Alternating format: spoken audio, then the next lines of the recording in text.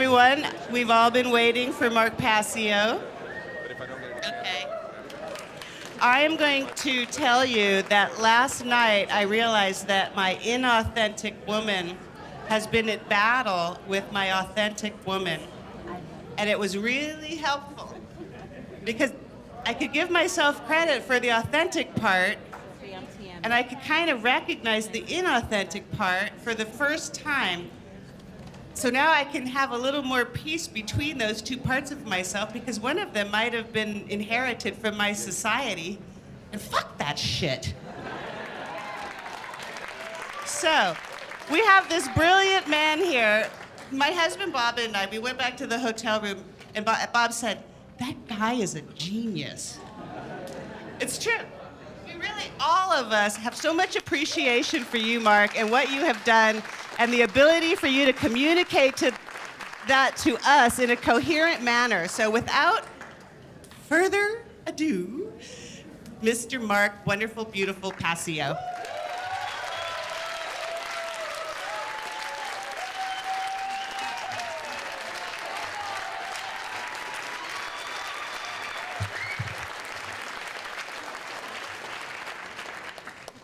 Thank you so much. You guys are so great. You're great. So let's get into part 2 of the unholy feminine, neo-feminism, and the satanic epi-eugenics agenda. Yesterday, I went through many of the methodologies that the neo-feminism agenda uses against women and men to divide the genders against each other and incite the gender war to weaken the entire population.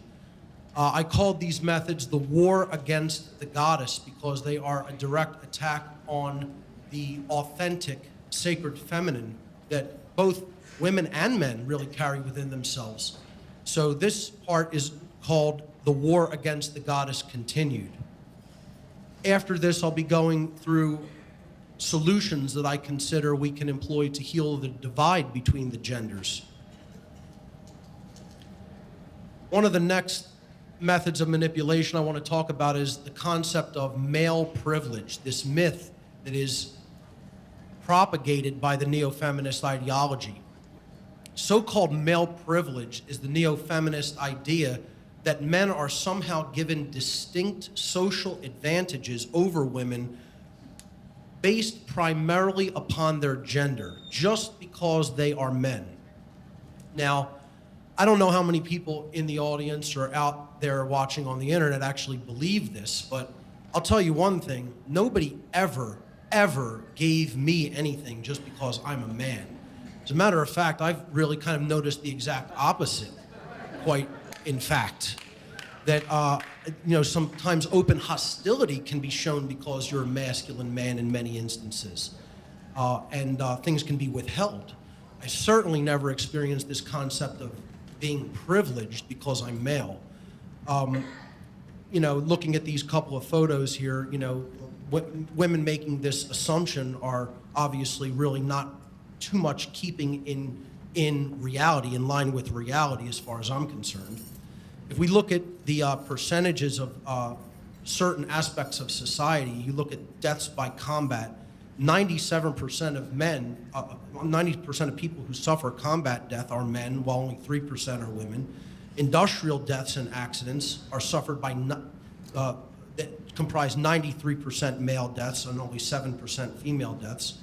Homicide victims, 3/4 to 1/4, 76% men versus 24% women. Suicide victims, it's an 80-20 split.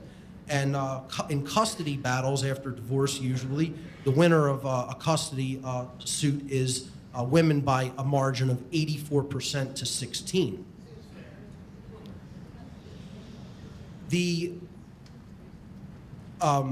corporate world is largely driven by women insofar as purchases of goods and services. We talked about that when we talked about rampant consumerism yesterday. 80% of consumption performed by women in society, females in society. The numbers that I got recently said that it was closer to an 85-15 breakdown, as I talked about yesterday. In politics, 54% of women are voters, 60% of the welfare recipients are female. Infrastructural workers, meaning people who actually build all of the infrastructure and technology that we use on a daily basis, are 80% of those are male. 90% of inventors and innovators are male, and 65% of the tax-paying population, which I think should go down to zero, of course, but 65% currently feeding into that system are male. So, you know, it's difficult to see by a lot of these ratios and a lot of these statistics how there could possibly be an actual real thing known as male privilege in society. I personally don't see it as anything that is real. I see it as an invented concept to further try to drive a wedge between men and women in our culture. Women and order followers. This is another huge dynamic that has to be understood when it comes to the neo-feminism agenda and the conditioned state of many inauthentic females. Most order followers are men. This is what I talked about last year at the conference, okay? Order followers and the destruction of the sacred feminine within themselves. Order following men are the creators, the boots on the ground creators of what I call the dark New World Order, the system of human enslavement, because they're the ones who are actually doing the coercive action and the immoral, violent behavior against other human beings. But women consistently support dominators and order followers throughout their entire careers and lives. How many women support what these dominators and order followers do? I mean, they have mothers who support them and say that they're proud of their jobs and professions. They have sisters, they have wives, they have daughters, and these women in their lives continuously support them. Now, how many of their wives, mothers, sisters, or daughters would continue to sanction the behaviors of order-following men if they were to wake up to the agenda that they're being used for and what they're actually being used to create, the type of slavery system that they're being employed to create? You know, how many women would actually say, no, I will not take part in what you're doing by supporting you in any way or even having a relationship with you in any way? You know, some of the memes here show what the problems are. You know, supporting the troops, not always logical, you know? It's difficult to get a man to understand something when his salary depends on his not understanding it. What a great quote. And I would say it's difficult to get a woman to stop supporting a man who's doing an immoral behavior when his salary is contributing to benefit in her life and comfort in her life. See, that's what people have to be willing to walk away from, even if it creates temporary discomfort or temporary chaos in their lives. And that takes courage to do. Women's support, and again, I want to qualify, we're talking about the inauthentic woman throughout the ages, the mind-controlled woman, the socially engineered woman. The inauthentic woman has traditionally sided with conquerors, dominators, and tyrants, both during and after wars throughout history, flocking to the side of the victor or whoever is currently in control of the resources has been a historical pattern for conditioned women for thousands of years. We see this pattern over and over and over again. Women have been conditioned to simply go with the winner, with whoever is happening to control resources at any given time, in any given geographic region. I mean, after World War II in Germany, when the troops of the Allies came in and displaced the Nazis, women who were, there are countless reports that women who were with the Nazis one day were then, you know, sleeping with Allied soldiers the next day, as if nothing had ever happened, and it was just a replacement of the physical male body that they happened to be around, because they were now in control of the region and in control of the resources of the region. And, you know, of course, a lot of atrocities happen in warfare times, and, you know, there's accounts that starvation was occurring, and they starved out a lot of the troops, the Nazi troops after the war, after their surrender. And, you know, in general, women didn't want to, I guess, be subject to that in many cases and just went with the winning side. They didn't stay loyal to the people who were defeated, that they had supported right up until the very bitter end, but immediately went with the conquerors or the new winners. And again, I would say this is not a normal thing for them to do. People will make the argument that's just a natural, normal thing. No, it's a socially conditioned thing that they've been taught to do. That's a learned behavior. Androgyny is one of the other main attacks of neo-feminism. It's a methodology to destabilize a population. Another tactic of neo-feminism, epi-eugenics, is the deliberate androgenization of society. Androgenization slowly homogenizes and gradually erodes the distinctiveness of both genders, of both male and female. When genders and gender roles become skewed and blended, strong men and strong women sharing cohesive familial bonds become an endangered species. As a result of that breakdown of the familial dynamic between men and women, society becomes weakened at a very fundamental level. And why is that? And again, this is not an attack on any alternative sexualities out there, okay? I want to make that very clear. This is explaining that the vast majority of human sexual interaction is between men and women, and when you androgynize that, or you gradually erode the distinctiveness between the genders, and you're breaking down that familial bond that they can create together, you're weakening a society, because you are ultimately going to create not only a divide between man and woman, but a divide between parents and children as a result of that breakdown, of that familial breakdown. So then that translates down to the next generation, especially when it comes to good parenting in many cases. Hand in hand with androgenization is the feminization of the male gender, okay? So we see the metrosexual in society, and we see what is now known as the lumbersexual. Let me explain the lumbersexual to people, okay?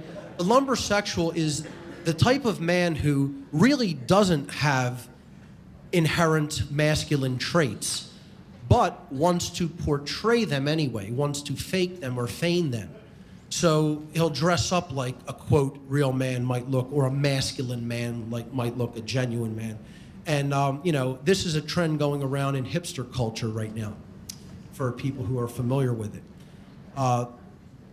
The lumbersexuals are all over my neighborhood in South Philadelphia, everywhere. This meme says, "I'm so glad I don't have to actually hunt. I have no fucking clue where gluten-free tacos live." Yeah, I mean, it's comical. It's funny, but it's true. It's like, we're seeing this proxy of trying to be a man, not the real thing. And again, I'm not saying everybody has to be Mr. Macho. Don't twist my words or take it to an extreme that I'm not saying. Saying, there is such a thing as genuine masculinity. And, instead of embracing that, most men are becoming overly feminized. This is, again, part of the agenda through food, through medication, through things in the water supply and in the air. It's basically depleting testosterone levels in men, as I talked about yesterday, and creating this effeminized male who then is trying to overcompensate by looking masculine, even though he doesn't actually have those characteristics within him. And, women are being conditioned to be attracted to that type of emasculated male as well. Some of the other side effects of things that neo-feminism propagates is the types of negative repercussions that we're seeing in things like social media, Facebook, Twitter, YouTube, Pinterest, etc. Social media is furthering the agenda to create division between men and women. And I mean, you could see these types of arguments and thread and flame wars all over social media. Many conditioned women are now employing social media as a mechanism for what I call collecting men. Okay, they're basically creating like shopping lists of men to find out what they can do for them and how much attention that they can garner from them. They often will, this inauthentic form of woman will actually view men as a commodity on a grocery item checklist and view the social media outlet that she's using to do this and to get these things done for her as like a shopping venue, like going into a store. Social media websites have further been employed to destroy real social interaction. This is the main thing that they're being used to do in this agenda. You know, you're not having people meet in person anymore. They're just talking online. And, you know, they're not actually developing real social interactive skills. You know, they're just interacting virtually. And it's done to destroy real social interaction between people, especially men and women. And also this, the secondary effect that this has is it emboldens rudeness between people. Because the way people talk to each other online, they would never talk to each other like that in person, you know. They would definitely think twice about it, you know, doing that, you know, physically right in front of another person. There's little incentive, very little incentive to be nice to somebody when you can get away with saying anything in the virtual online world. This is part of how women are using social media and part of some of the ancillary effects that social media is having in the form of driving a wedge between men and women. The so-called millennials, the millennial generation, the millennial, quote, woman, these are the children of the post-baby boomer generation and were largely raised by state-run educational system, television, and pop culture. They've been conditioned by these systems to behave in ways that are complacent, compliant, unquestioning, unthinking, and narcissistic. They absorb large amounts of television programming, consume poisonous genetically modified food, are obsessed with escapist pursuits, and can only have vapid, inane conversations and express an extreme lack of concern or interest in real-world issues. They are the absolute dream of the social engineer controllers. The reason I brought this up is because I've had a little bit of interaction with millennial women over the last few years, and when I see women of this age group, they're all sadly, very sadly, almost universally alike in the patterns of behavior and the tendencies that they express. I actually had a young woman just pre-college age, like maybe senior in high school age, like 17, 18 years old, say to me, directly to my face in person, I would prefer that someone else do my thinking for me. Actually made that statement to my face. You know, this is how conditioned they have this younger generation. This is what the school system is doing to young people, especially young women. It's seen as uncool to care about anything serious, any topic that is serious. The conversation has to be as inane as humanly possible as it can be made, particularly among this generational group. There's a common phrase in America, in Western culture in particular, that ignorance is bliss. Mm-hmm. I've said before, ignorance is death. It'll lead to our destruction. But in the ancient Egyptian tradition or the Kemetic tradition, there was a common phrase about ignorance, and it said, ignorance is evil. It is the essence of evil to ignore truth. And I couldn't agree with that statement more.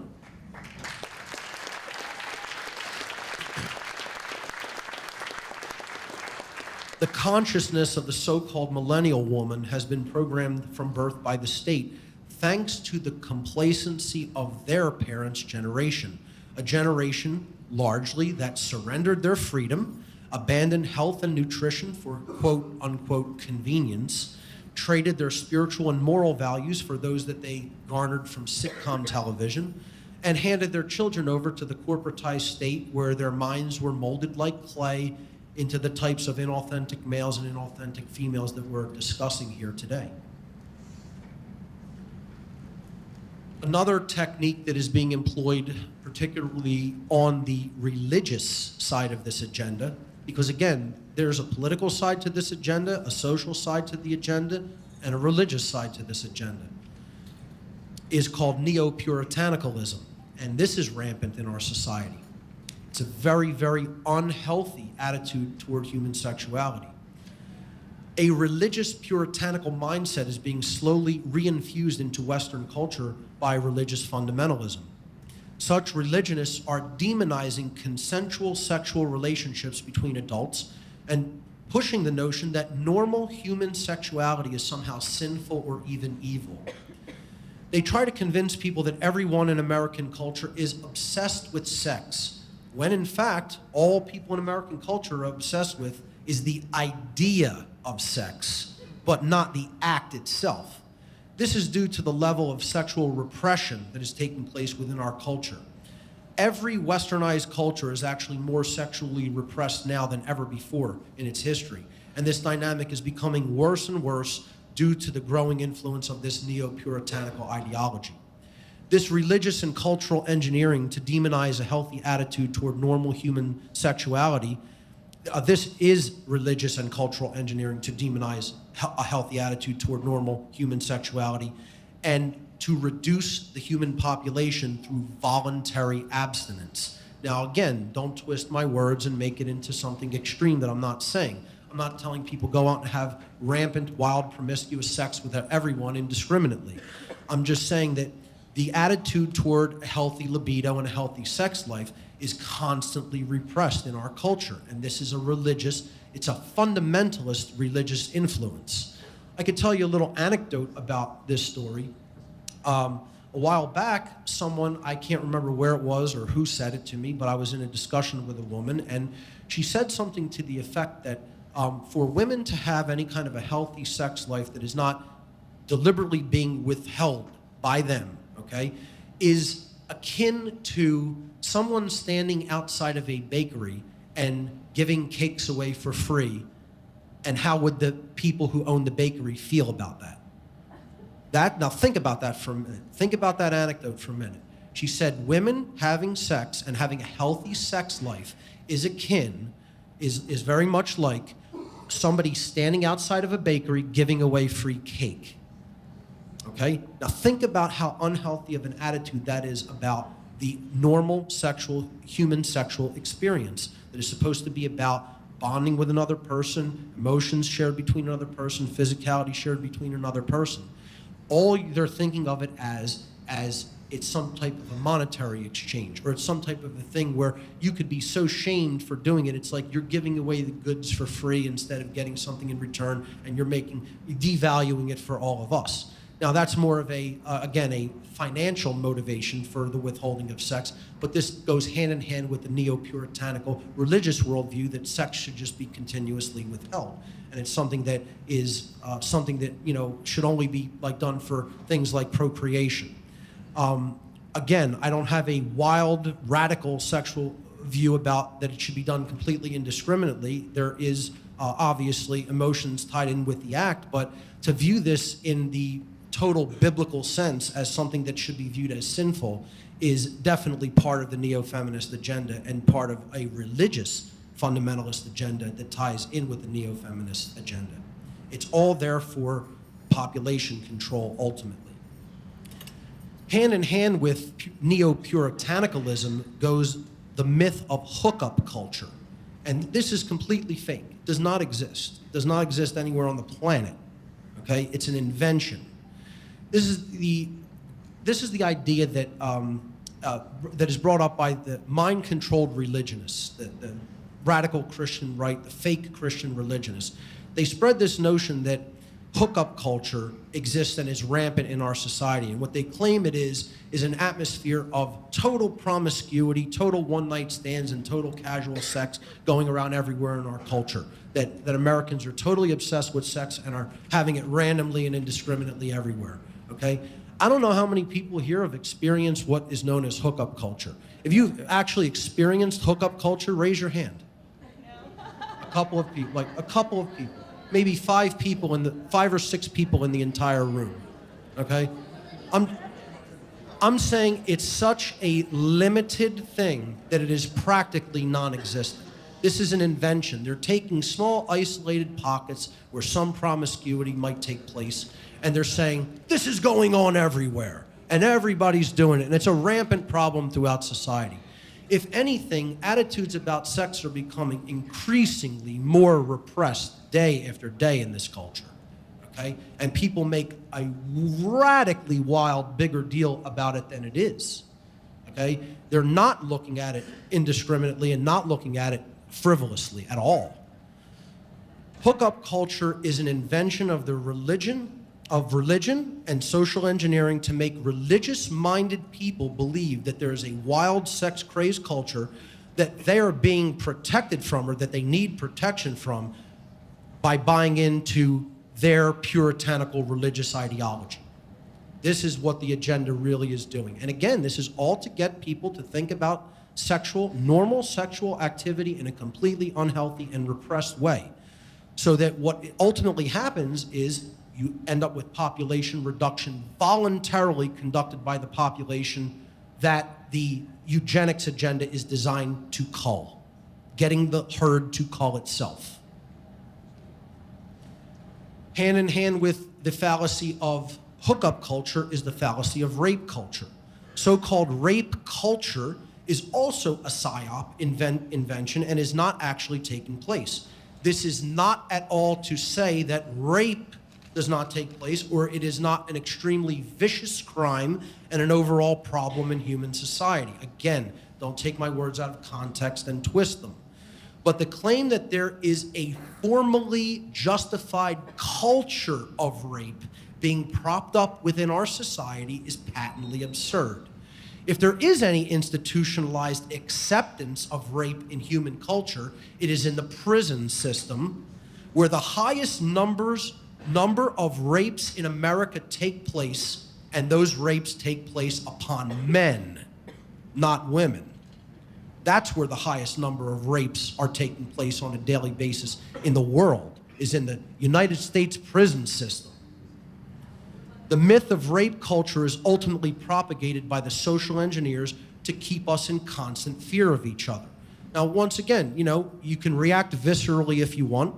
Of course, does rape take place? Yes, it does. It's a crime that takes place every day. We're not talking about rape.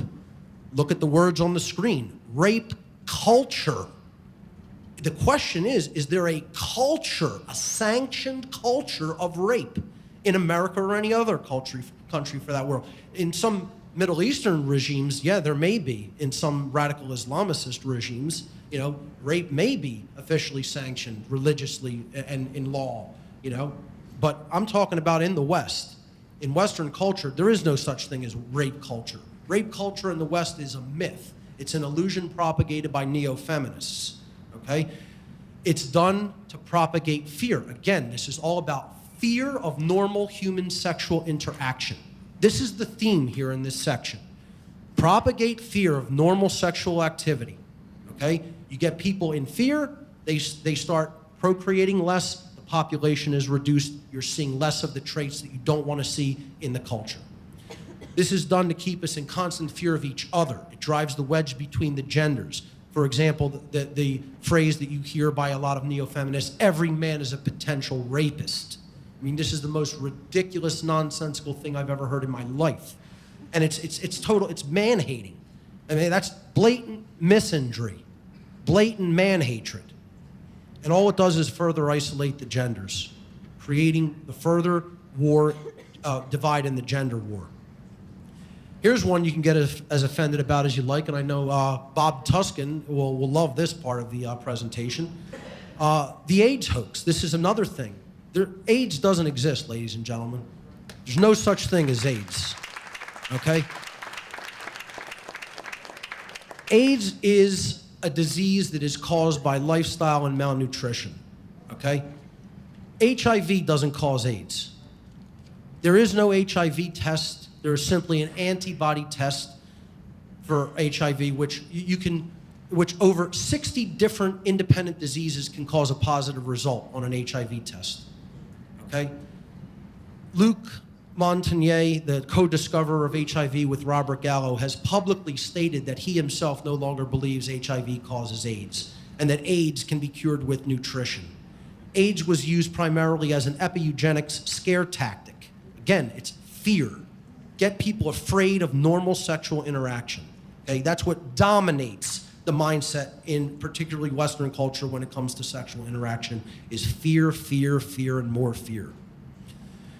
The AIDS hoax was an epi-eugenics scare tactic to make people fearful of having sex, because this is a sexually transmitted disease that you can actually die from, okay? I have never met an individual in my life with so-called AIDS. Not one, zero. As a matter of fact, I have never met a person who knows a person with AIDS. And I might today. You might tell me you know somebody who had it. But this is a disease that is brought on by lifestyle and nutrition issues. Okay, that's what causes the body to go into autoimmune response and attack itself. Okay, it is not caused by HIV. People have to get that through their head and start understanding HIV is not the cause of AIDS, and it is not really, truly a, quote, sexually transmitted disease. Yeah, thank you. I knew you'd like that, Bob. I had to throw that in. See, abstinence always slows down a population. It always slows down population rates for eugenicists who are seeking to keep the population small and manageable. So you want to encourage abstinence as much as possible. You want to have an atmosphere of fear regarding sexuality and propagate that fear as much as possible. You want to propagate what we talked about yesterday, slut shaming. You want to propagate a puritanical view of sex, okay? One thing you don't want is normal attitudes about human sexuality and normal familial bonding between strong men and strong women. You don't want that. They don't want that.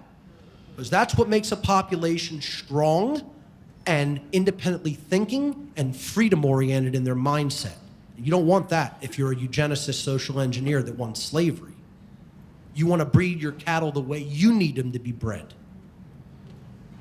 And here is the testing grounds for the farmers. The testing ground for the human farmers is the nation of Japan. And let me tell you something. Everything they're doing there is coming here. It's already well underway here. Okay? They have culled the Japanese population already. And you know, we could talk about Fukushima doing that even further and what it's good, the havoc it's going to wreak on sexual reproduction in Japan. All right? And that's no accident. It's no accident. You know, what happens in consciousness gets reflected on the grand scale when it comes to cataclysmic destruction in human lives and in the environment as well, because consciousness is directly related to those eventualities. The Japanese intimacy crisis, if you haven't heard about this, I suggest you get online and start researching it immediately. Japan is experiencing what is being called, in their own media, in their own mainstream media, they had to acknowledge it because that's how bad the problem is, an epidemic intimacy crisis. And Japan has the fastest declining population rate in the entire world. Almost half the population of Japan claims that it is no longer interested in any kind of sexual intimacy. Let me just repeat that. Half of the population of human beings that live in the nation of Japan say that they are no longer interested at all in any kind of human sexual interaction. Okay? That's what the social engineers have accomplished. They're techno-sorcerers, ladies and gentlemen. That's what these social engineers are. They are techno-sorcerers. I want to get back to that point after I finish reading the stats on this slide because I want to make a point regarding what's really going on in Japan and is starting to go on here. This is happening because of destroyed sex drives in both genders due to extremely low testosterone levels, which I talked about the importance of testosterone for normal vitality, strength, and human sexuality yesterday. Japan is merely the social engineers' testing ground for their depopulation agenda.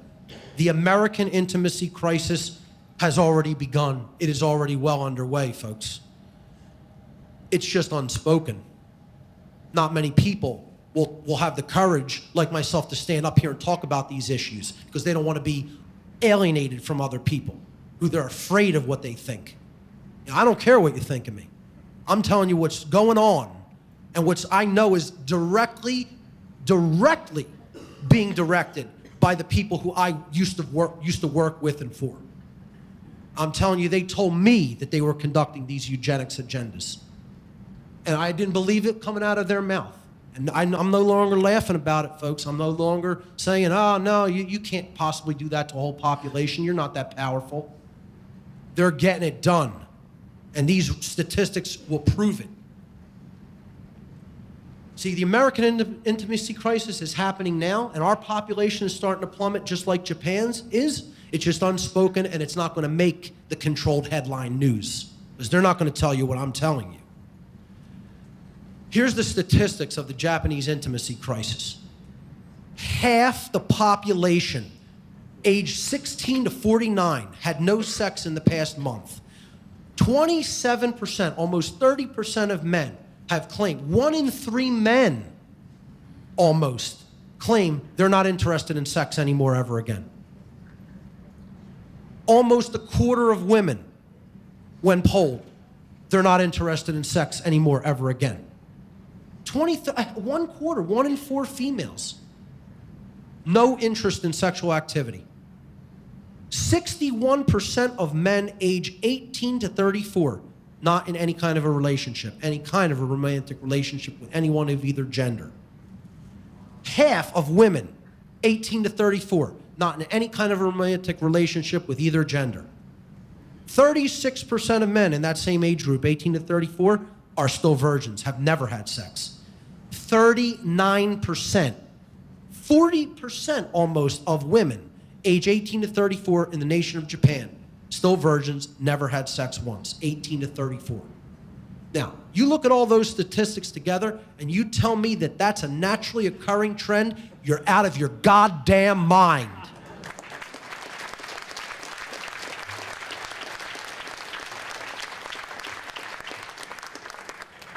You tell me that that's not psychological illness, you're out of your goddamn mind. You tell me that's not physiological illness, you're out of your goddamn mind.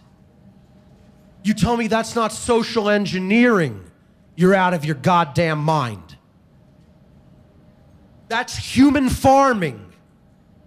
Human farming is what that is. Get as offended about that as you like. That's what's going on. People should be enraged about something like that, about their ability to cull human population numbers like that. You should be enraged about it, because it's coming here now. The rise of asexualism. Asexuals are people who do not experience any sexual attraction to anyone else. Asexualism is characterized by a total disinterest in all sexual behavior. And that's what the human farmers are breeding in Japan, and are going to start breeding here in the United States. They've already well begun this. Contrary to the claim that asexuality is not a physical and or psychological disorder, that is precisely what it is. This is not a naturally occurring thing in the human genome or in the human population. This is something that is brought about by absolutely demolished testosterone levels in both genders, and it is brought about by mind control social engineering regarding attitudes about human sexuality.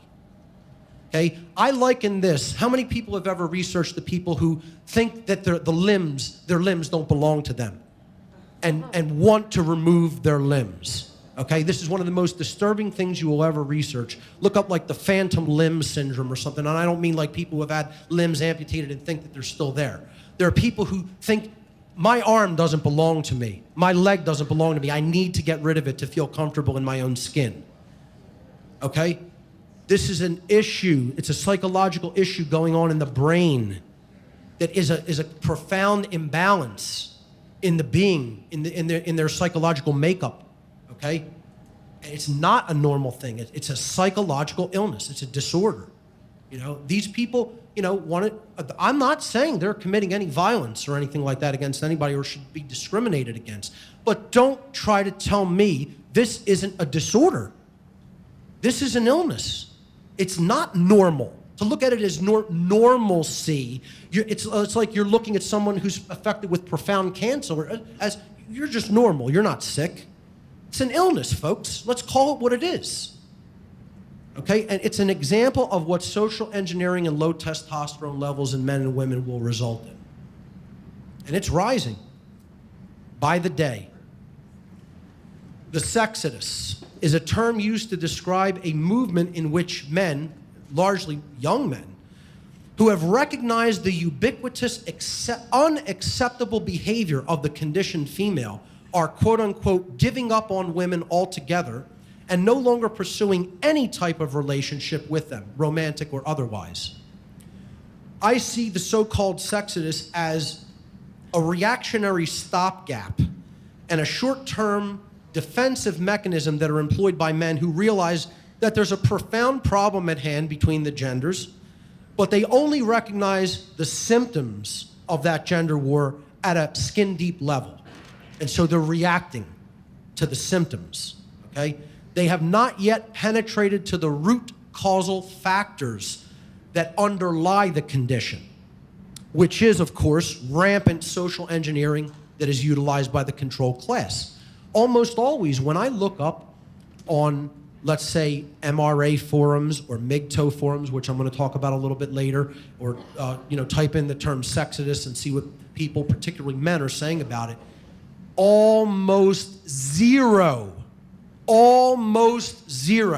of these people ever mention the term social engineering or mind control. Almost zero.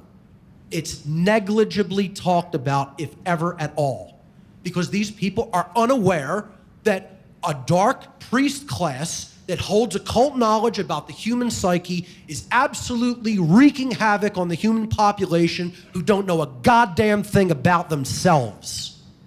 And it's a piece of cake for them to do. It's like a chess master playing an absolute novice who's never looked at a chessboard. They're going to get their ass kicked hard because they don't have the knowledge to combat these psychopaths who have it.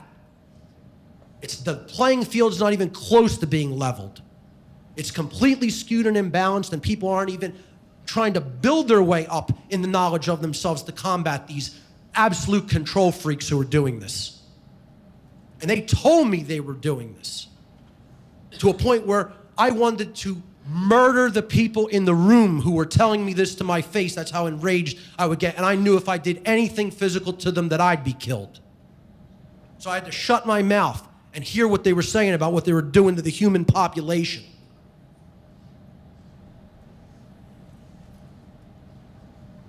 Falling birth rates in every westernized country. Human births must be maintained at a 2.1 replacement rate for a population to remain steady. The birth rate in the United States currently stands at 1.86. Now, see, like right there, I know most people don't even understand what those numbers mean, because there should be an appalling gasp if you understand how low that figure is. And let me tell you something, that's nowhere near where Japan's is at. I don't even have the statistic handy right now, but it's nowhere near 1.8. That's eugenics. Clear and simple. I mean, as clear as a bell in my mind, because I know what these numbers mean. It's at 1.86 and rapidly falling, and people think there's overpopulation. No, human beings are crowded like animals into farms called cities. That's what. There's no overpopulation on this planet.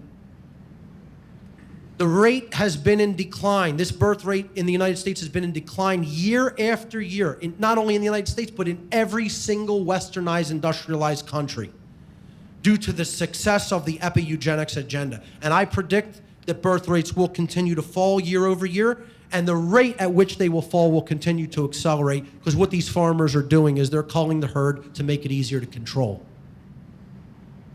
Look at these numbers. 1909, 127 births per 1,000 women. 1960, it dropped to 118. 2007, they've cut it in half within 100 years. Within a century, cut the birth rate in half. It's going to take 4 more generations. The population of every Western culture is going to be at 1/4 of where it is now. And then you want to see the control system take off and go into absolute crazed mode, you're going to see what happens when they can more easily control less people. Stands right now at about 63 births per 1,000 women and rapidly declining.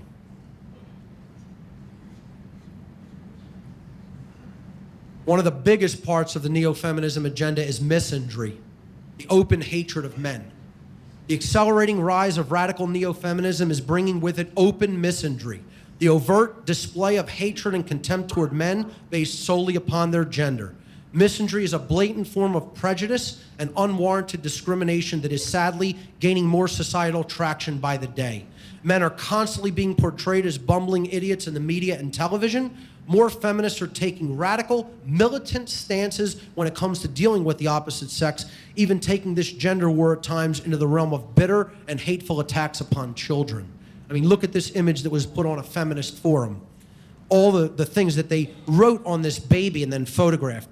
Pig, looter, arsonist, runaway, reckless, violent, rioter, criminal, hated, wife beater, sperm bank, dispensable, deadbeat, risk, alcoholic, thug, rapist, cash point. I mean, you have to be kidding. Writing this on a child, you know? And this isn't a problem going on in society. Let me tell you something. I have directly experienced misandry in my own life. You know, the way that I've been discriminated against has not been racially. You know, a lot of people experience racial division and racism. I could tell you anecdotes about how I have been accused of being a racist, you know, by someone who didn't even come close to understanding the symbols that I had on me, you know. I can get into that anecdote later, but I've experienced the most absolute bias and prejudice against me for being male during the course of my life, particularly recently because this agenda is going into full swing. When I interact in society, when I go out socially with people, I do not initiate any force or aggression against anyone else. I'm about the most chill, peaceful guy you're going to come across. When I get up here and I talk about these issues, they fire me up a lot because I have passion talking about the society of death and slavery that is presiding over humanity. Maybe that's something that should be upsetting us a little bit more, okay? But, you know, when I interact with people, I interact according to the non-aggression principle. I don't bring aggression toward anybody, okay? And yet it continuously finds me when I interact with a lot of people in society, or when I even am trying not to interact with people, and I consistently see that for some reason, the hatred or the aggression is always coming from females. And I don't understand it. I can't personally understand it. The only thing I can conclude is that this is this rise of misandry in society because I look like a masculine man, okay? And just that air of masculinity is perceived as a threat when I do nothing threatening behavioral-wise. I'm sure other men in this room have experienced the same thing. So I see this personally. This isn't something I'm just researching and throwing out there conceptually. I've experienced it in my life. I'm telling you it's real. It's going on. More and more people are seeing it. Another thing that neo-feminism postulates is this notion called toxic masculinity. It seeks to abnormalize and demonize naturally masculine traits and behaviors. This manipulation tactic seeks to equate things like firearms ownership with being violent. See, they're tools of violence, not self-defense. Or a normal, healthy interest in sexual activity as sexual aggressiveness, okay? Stripped of all its euphemisms, you know, you go into this whole catcalling thing that went viral on the internet. You know, men saying hi to a woman walk down the street. Oh, this is total abuse and, completely infringing on her rights to walk down the street so-called unaccosted when all the men were saying was hello and complimenting her. Stripped of all its euphemisms, this notion that is called toxic masculinity is just a way for neo-feminists to say that, quote, being a man is a bad thing. That's all it is. We should stop sugarcoating it, cut to the chase, start calling it what it really is. It's just a way for them to saying being a man is bad. That's all. You know, I mean, look at this image in the bottom right-hand corner of this slide. I'll go back to it, of what a man is depicted as. A man having sex with a woman is depicted as a demon. A demon. This was on a feminist blog that I encountered. okay? I mean, just imagine that. Saying, what, men are demons because they find women attractive? Totally normal masculine trait? I mean, these are the notions that are being propagated about normal human sexuality in our culture. And it's a very real and rising problem, folks. And we better start addressing it now, because it's getting worse, not better. A couple of anecdotes I have. These are things that the neo-feminists say that men are doing. Man-spreading. How many people have heard of the term man-spreading? Much less than I would have thought, although I'll have to explain what it is to the bulk of people here. Man-spreading is this term that neo-feminists have invented for when men sit on a chair with their legs spread, their thighs spread, because they happen to have these things called testicles. Well, some of them do. Like on the subway. They actually have signs on the New York subway. Dude, stop the spread. It's a space issue. They can ticket for this in New York City. Cops can give tickets. What do they have, a ruler? They go around with a tape measure? Oh, that's 21 inches, sir. No, that's man-spreading. We'll have to issue a citation. I mean, are you absolutely kidding me? I mean, the first time I ever heard of this term, Barb told it to me, okay? She was like, well, look at the stickers they're putting on the New York trains, the subway trains. And I look at it and it goes, stop man-spreading. And it has a dude with his legs spread out. I'm like, oh, that's a funny joke. And she's like, no, it's not a joke, that's for real. I'm like, what? I'm like, seriously, that's for real. They're not just joking around. No, and they're going to start ticketing for it. They have started ticketing for it, okay? Now, see, all this is to put the notion out there, men are oppressing women. Men are inconsiderate. It's bad to be a man. They have inconsiderate attitudes. They have aggressive attitudes. It has nothing to do with human anatomy, okay? I'll tell you an anecdote. I'm in a band called The Founders. You might have seen me wearing the shirt earlier. Old school hardcore punk. But I went with a couple of members, actually two guitarists from my band, DJ and Mike, to see another band play at a local rock club in Philadelphia. And the show ended kind of early. And we were just sitting around. We grabbed a couple of beers. And there's a pool table in this club. And we were out near the exit of the building, sitting on the edge, like leaning on the edge of the pool table.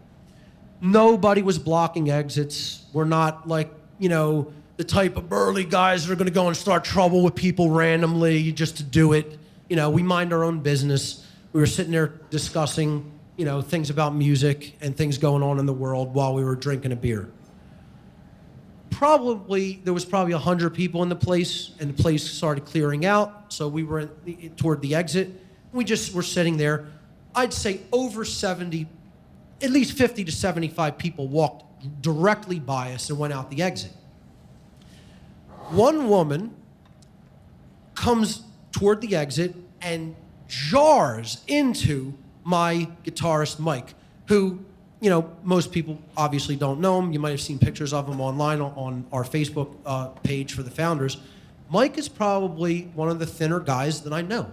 He's a tough dude, but he's a thin, he has a thin frame. He doesn't weigh a whole lot, okay? He's does not take up that much space, let's put it that way, okay? This guy was not blocking anybody's path by any stretch of any human being's imagination, okay? And as she slams her shoulder into him and almost makes his beer spill, she says, "Way to man spread, dude." Like really nastily and in a hostile tone of voice, as if he was trying to block her pathway out to the exit, when he wasn't even close to being anywhere in the aisle. maybe his elbow was, if here was the pool table and here was the pathway to go to the exit, his elbow might have been out here like this as he was sipping his beer, okay? So trying to go out of her way to incite hostility, clearly one of these neo-feminists, okay? Not a classical feminist, which is about total equality between the genders in natural rights, okay? Not putting one gender above the other or anybody being in control over anybody else, but neo-feminism is about trying to invoke open hostility and a gender war between men and women. And he responded in his own hostile way, which I took no objection to, actually, because if somebody wants to start aggression and bitterness with somebody when there was none, I have no problem with somebody getting up in somebody's face and telling them it's an unacceptable behavior. None whatsoever. So it took me a minute to process what had just happened. I couldn't even believe it. You know, I was like, oh my God, I actually heard somebody use the term manspreading, and it took me, I had to do a triple take. You know, like, what did I just hear? And then it even became more absurd because it was Mike, and he's, you know, no way could he have possibly been even doing this, okay? So this is appropriate to the next slide, which is why I'm telling this. When he raised his voice to her, another guy nearby immediately stepped up like he was going to, you know, come to the damsel in distress's aid because, oh, this guy has raised his voice to a woman. How dare he say anything in any kind of a elevated tone to a female? And that's called the white knight, which we're going to talk about on the next slide. And that's when I stood up and just shot the white knight a look. Stay out of it. I didn't even say the words. I just looked at him and my eyes said, stay out of this. And that was it. And he stayed out of it and let them handle it amongst themselves. Okay? Because I have no problem with somebody stepping in and defending someone if they're truly in the right. No problem. That's called justice. I have no problem with that. Don't come in and step up like you're going to be the big bad guy and defend somebody who's clearly in the wrong. Then I have a big problem with it. And I guess my eyes communicated that to him readily. So the other topic is manslamming. Now, this one has directly happened to me on 5 different occasions. I have experienced this in the streets of South Philadelphia now 5 times. How many people know what manslamming is? Wow, only a couple of people in the whole room. Okay, I have to explain this one.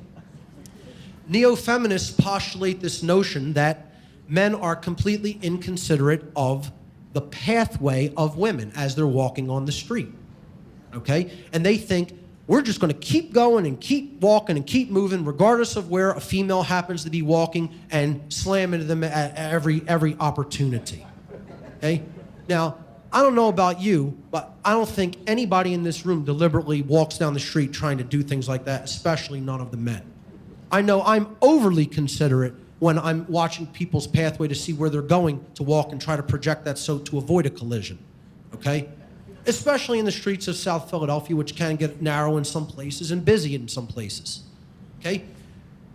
Over the last, I'd say 3 months, 5 women have walked, and I mean, look, I think my perceptions are pretty good. I think I pay attention to my environment pretty well, okay? And I don't think that I invent things that are happening. And for the first couple of times, I thought maybe that was happening. Like, am I imagining this? Is this like really happening?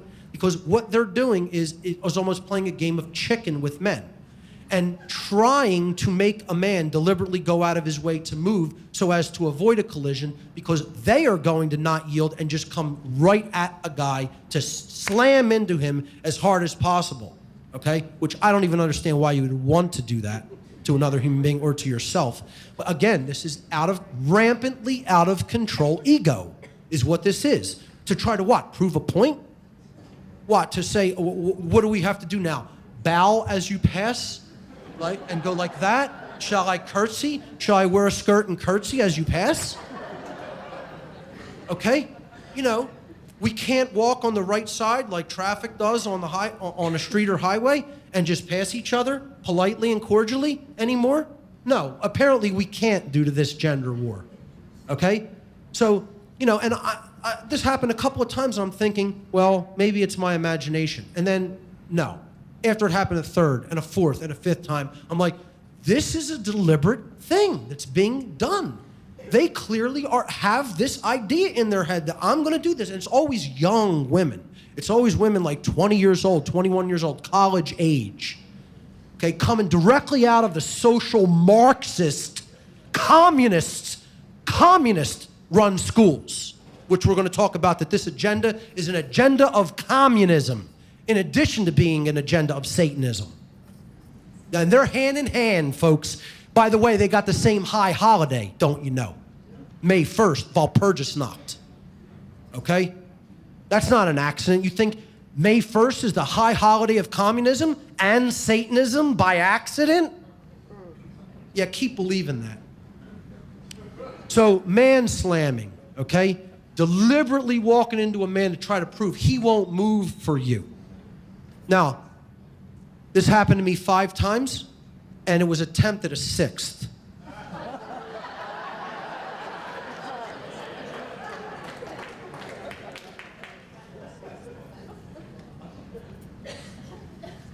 I carry some solidity. I'm not the tallest guy in the world. I'm not the biggest guy in the world. I have a low center of gravity, though. Ask my martial arts instructor if I'm strong. Okay? All I did was shift my weight a tiny bit and stood firm. That person won't be man-slamming anybody else because they bounced off of me like a rubber ball.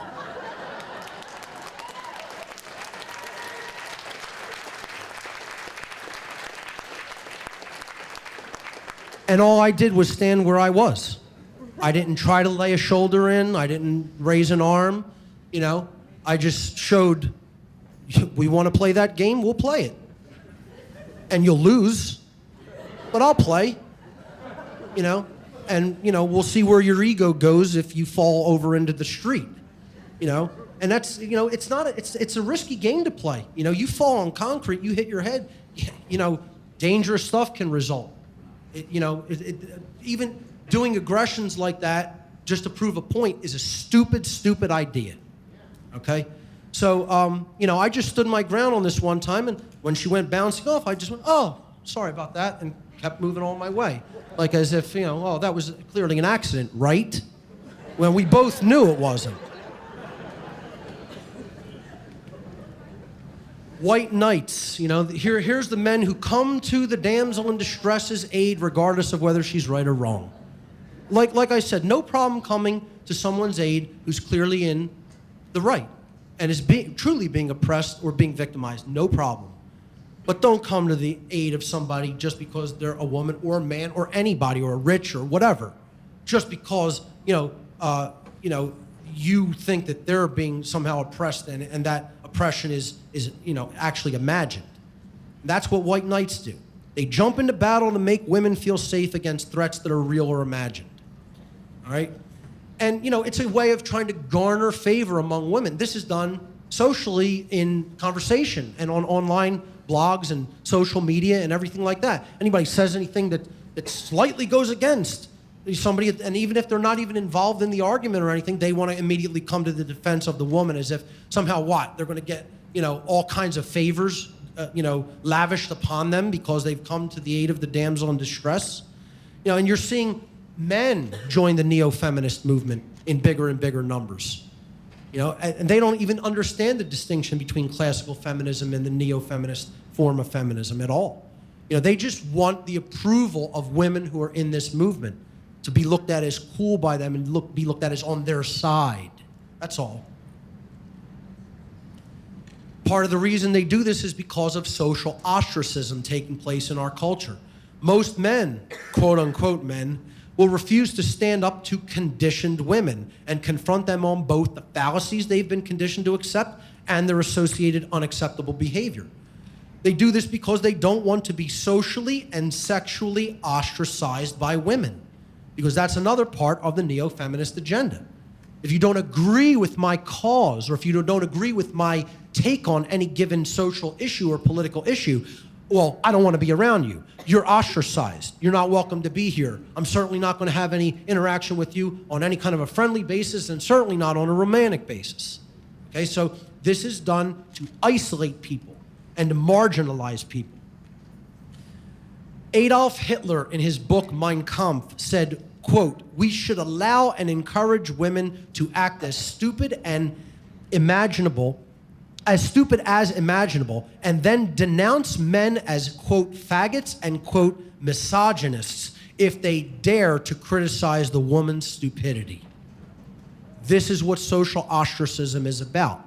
It doesn't matter how radically off basis with reality any female happens to be speaking. The male is not permitted to disagree.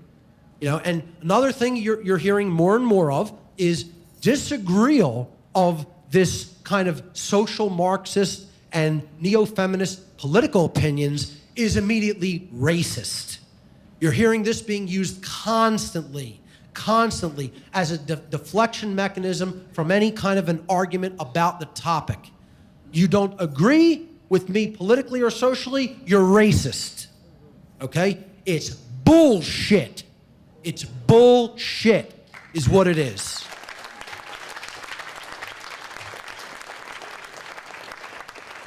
I don't even see race. Race is not even a factor in anything I consider. I've told people from day one I'm about ending all forms of slavery. Slavery in all of its forms. Okay, that's what my entire philosophy is about. Slavery is inherently illegitimate and it needs to be ended in all of its forms. Okay, and this isn't a eugenics program against any color population. It's a eugenics program against humanity. It's a war on you. That's what this program is. And it's waged through political correctness, politically correct speech. Political correctness is a method of limiting free speech. Many women have been conditioned by the neo-feminist agenda to censor those around them, not to talk about these gender-related issues and other important political issues. Men have been conditioned by the neo-feminism agenda to censor themselves. Self-censorship is being conducted by men because they don't want to be socially ostracized. They fear the risk of being ostracized by most women if they dare to speak out. Well, like I said at the beginning of this presentation, I don't give a damn who likes me. I'm speaking the hard, unpleasant, uncomfortable truth, and I don't care if you like it, and I don't care if you like me. I'm not here to be liked. I'm not here to be your friend. I'm here to speak the truth. That is what I am charged to do, and that's what I'm going to do.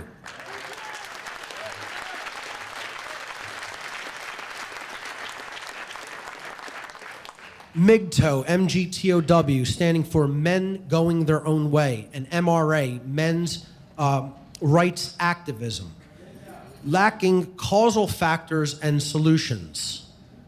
Men's movements like MGTOW or MGTOW, Men Going Their Own Way, often portray women as evil, flawed by their nature, and solely responsible for the downfall of humankind. They often push an erroneous and divisive belief that the current condition of the female mindset is the result of what they refer to as female nature, when in fact this mindset is a product of complex, lifelong social engineering that affects the vast majority of women, and most certainly is not the nature of the female of our species, as I'm going to get into in a future slide. Okay? This is the problem with their analysis. They understand the symptoms, but they do not understand social engineering as the causal factor. It's like somebody thinking that all psychopaths are primary psychopaths, and they're just born that way. And they don't understand that there is a condition of psychopathy. The vast majority of psychopaths are not primary genetic psychopaths. They, in fact, are secondary psychopaths. That the psychopathy, their inability to feel emotion or to experience human empathy, is due to conditions that occurred to them during their lives, past traumas that they experienced. Well, social engineering is a form of mass trauma that's taking place against the psyche of the female of our species, okay? And it is the reason that these behaviors manifest themselves. It is not that way from birth. If this hidden hand of the social engineers were not continuously repressing true human female nature, the inauthentic women would not be behaving the way that they do in our society. We have to understand that. You start blaming it on women as a species, as just, you know, the gender. We're getting further down the line of the gender war and divisiveness between the genders. You're not working toward healing the divide. And you're actually missing, you're thinking from an absolute flawed, axiomatic point of view, because you haven't actually done enough homework to understand how this is being done. I told you, when I go on MGTOW or MRA forums, it's almost it's almost negligible when they are talking about any forms of social engineering, and the term mind control just never comes up. Because if they do ever talk about it, they'll talk about the influence, societal influences. That's the euphemism they'll use. They won't call it mind control, which is what it really is, okay? They have no knowledge of it because they have no knowledge of the occult. Zero. These people have no knowledge about how occult knowledge can be wielded to affect the mind of someone else. None.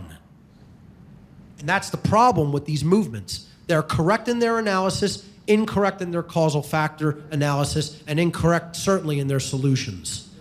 Men's reaction movements such as MGTOW and MRA, men's rights activism, like many other activist groups, will often correctly analyze the symptoms of the problem, but do not have an accurate understanding of the causal factors of the problem, and therefore also lack any true empowering long-term solutions.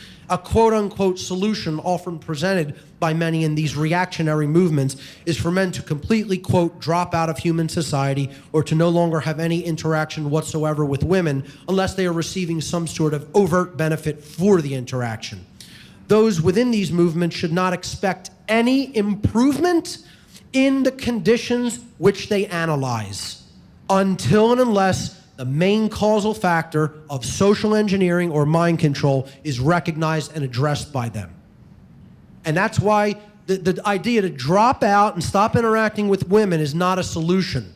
The solution isn't about not interacting with women. It's about explaining what the hell has been being done to women to them. That's the solution. And you know what? Most men want no part of that work, and most women don't want to hear it. That's the truth of that. And you know what? It doesn't matter. I'm going to keep speaking it anyway. Doesn't make a difference who's listening. Because that's the right thing to do. I don't do this because I even expect anything to change. I don't do this because I care about specific people. I do this because I care about truth. And I care about freedom, and I'm going to try to influence it for greater freedom. I'm going to try to influence society to move toward greater truth and greater consciousness. It doesn't even make a difference if the effect happens long-term or not. I'm doing it because this is what I'm here to do. This is how I'm investing the time in my life, and most of all because it's right.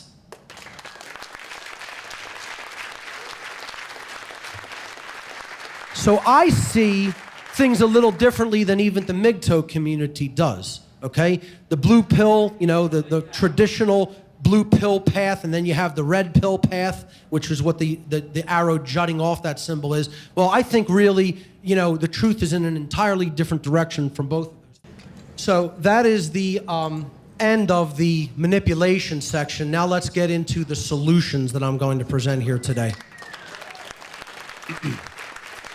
I call this section the rebirth of the goddess.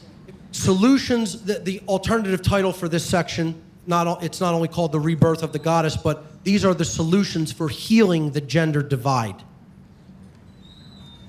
The first thing we have to understand that when we're talking with people about this, many people have been conditioned to believe these things or to accept these methods of manipulation and mind control their entire lives.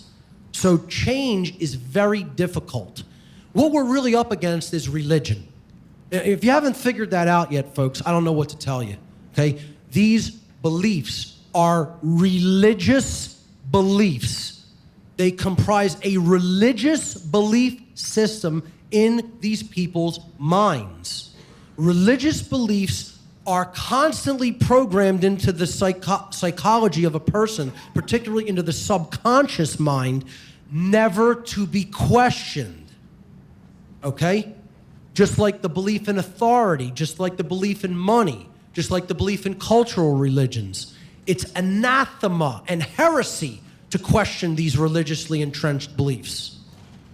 So, you see this politician asking people who wants change, and everybody has their hand raised like, oh, give me some of that change.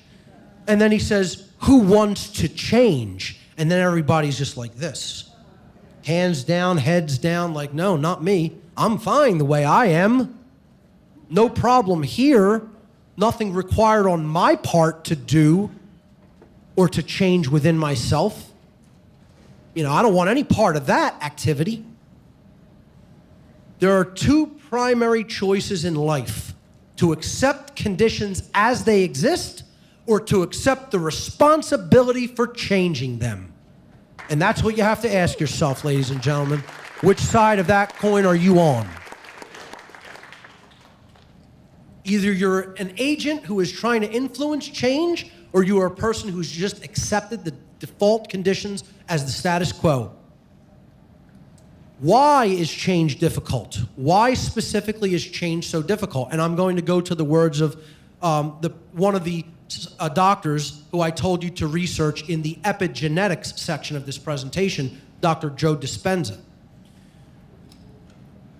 Why is change difficult? Most people spend a great deal of their day unconsciously feeling and thinking from past memories. They do this because they have hardwired those experiences by repeatedly thinking of them and by associating many other experiences with them. Now, what did we say epigenetics was? Epigenetics was changes in the physiology and the psychology due to changes in consciousness. So if you are constantly wiring your brain to think a certain way, there's a very good chance it's going to continue to think that way, because that's its comfort zone. And you're chemically rewiring it to continue along that patterns and those pathways.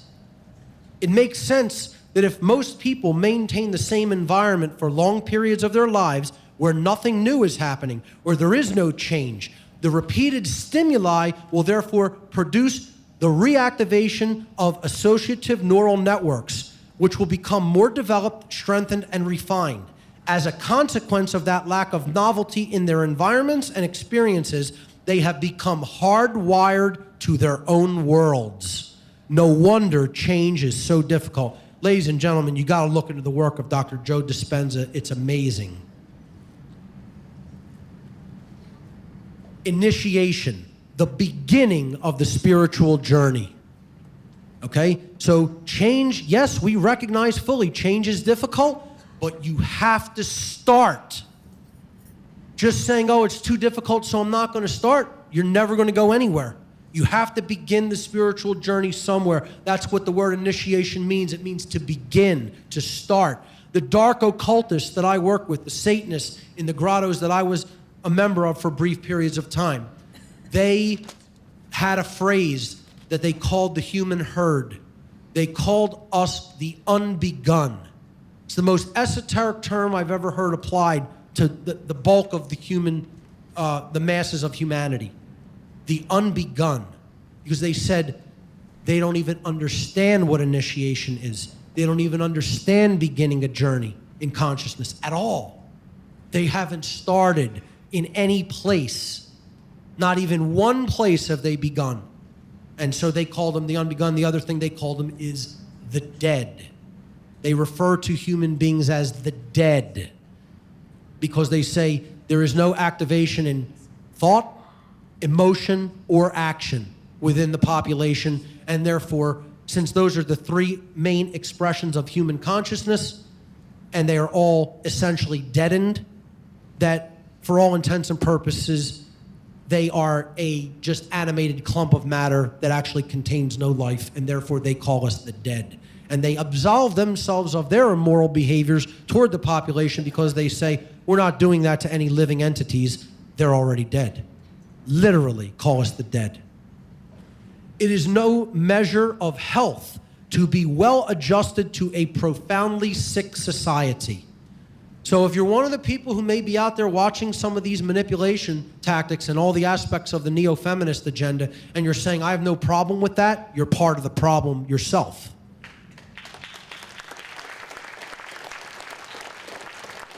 You should be horrified by the manipulation tactics and statistics and agendas that I talked about in the problems section of this presentation. And you should begin to make the realization that they are real and happening. And if not, you need to do a lot of research on your own. And you need to do a lot more social interaction on your own among people who are not in your normal social circles, so you get a more rounded and eclectic view of what's really going on. That's a big problem for most people. They tend to hang out in their own little circles around people who are just like them, and they think everybody's like this. Nonsense. Come with me and let's hang in Philadelphia one day. I'll take you to some places where you'll see some of the lowest consciousness you ever imagined. You know? And those aren't even the worst places. So you have to recognize that the problem is real and it's as bad as it is. I'm telling you, it's probably worse than what I've explained. One of the great French spiritual philosophers, Henri Bergson, said, fortunately, some are born with spiritual immune systems that sooner or later give rejection to the illusory worldview grafted upon them from birth through societal conditioning. Now, here's a spiritual philosopher, or who you might call an occultist, who knows what the hell he's talking about, okay? They begin sensing that something is amiss and start looking for answers. Inner knowledge and an anomalous outer knowledge and anomalous outer experiences show them a side of reality others are oblivious to. And so begins their journey of awakening. Each step of the journey is made by following the heart instead of following the crowd, and by choosing knowledge over the veils of ignorance. One of the greatest quotes I've ever found, okay? Eastern philosophers said, enlightenment is a destructive process. It has nothing to do with becoming better or being happier. Enlightenment is the crumbling away of untruth. As a matter of fact, folks, it won't make you very happy. It'll make you pretty well pissed off if you're fully enlightened about what's really going on. You will become enraged rather quickly if you have a sense of justice and conscience. It is seeing through the facade of pretense. It is the complete eradication of everything we imagined to be true. And here's one of the biggest things human beings need to understand, okay? I know this was one of the big topics of Jay Parker's talk yesterday. Let me tell you something. As soon as someone starts talking about human nature to me, I realize they're a complete moron. Okay?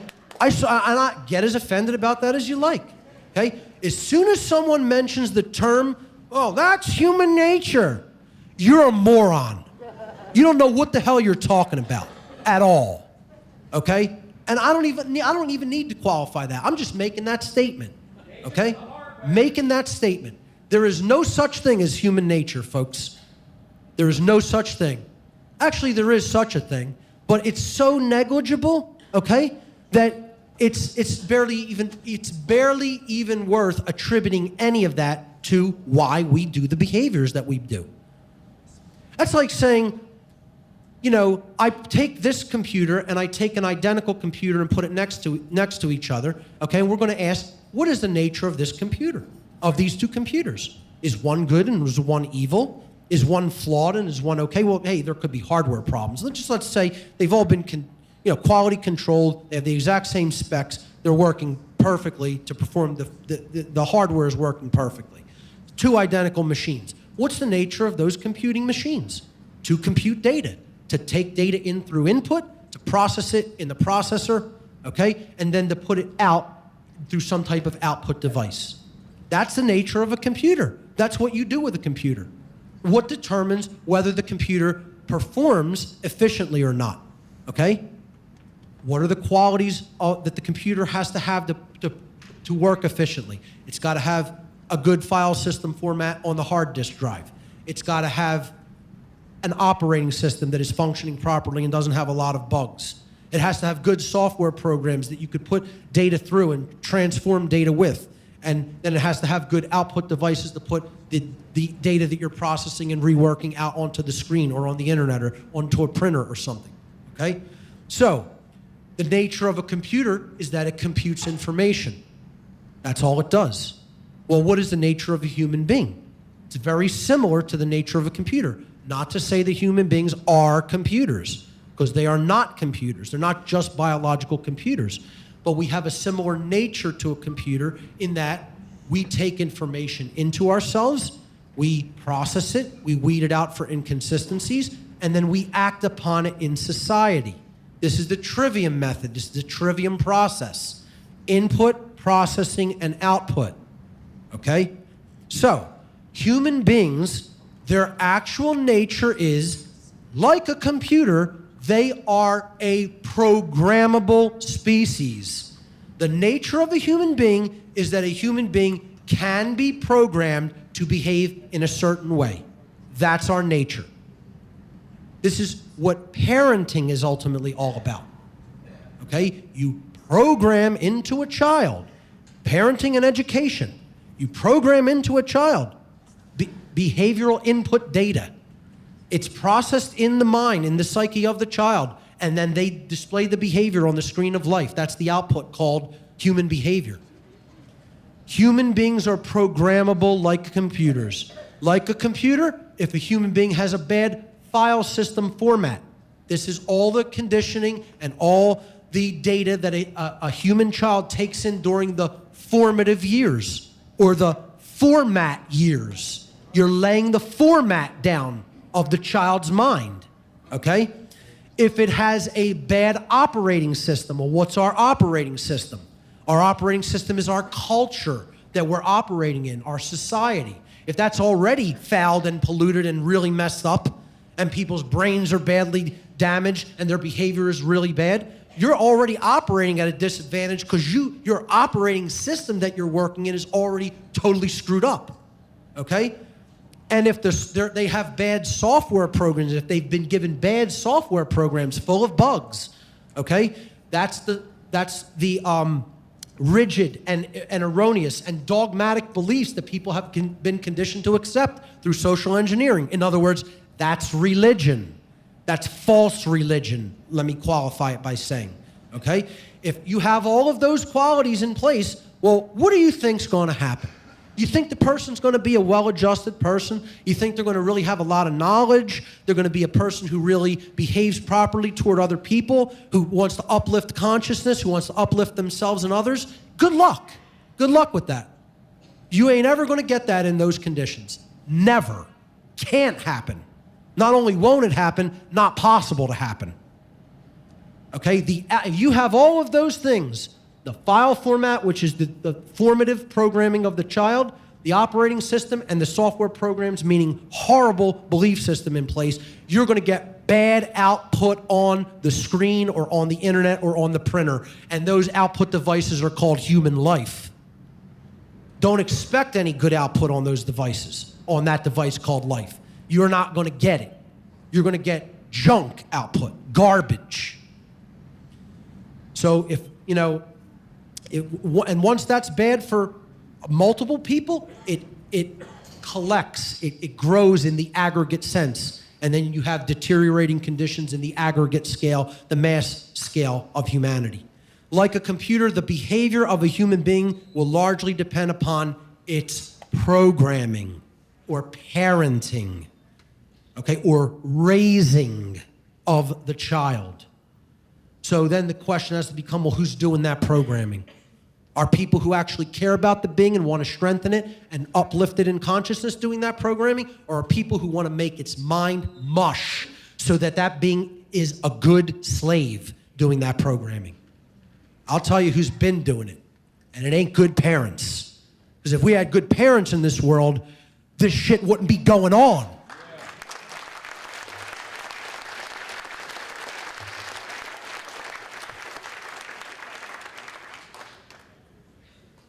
The quality of the behavior that a human being outputs onto the screen of life is going to be largely dependent upon the programming that that being receives. And that programming means the quality of the information that that being is receiving, which enables it to process and create effectively, to understand its environment and to create its environment in a way that is bettering and uplifting for itself and everyone around it, okay? Now, that means all of the information coming in.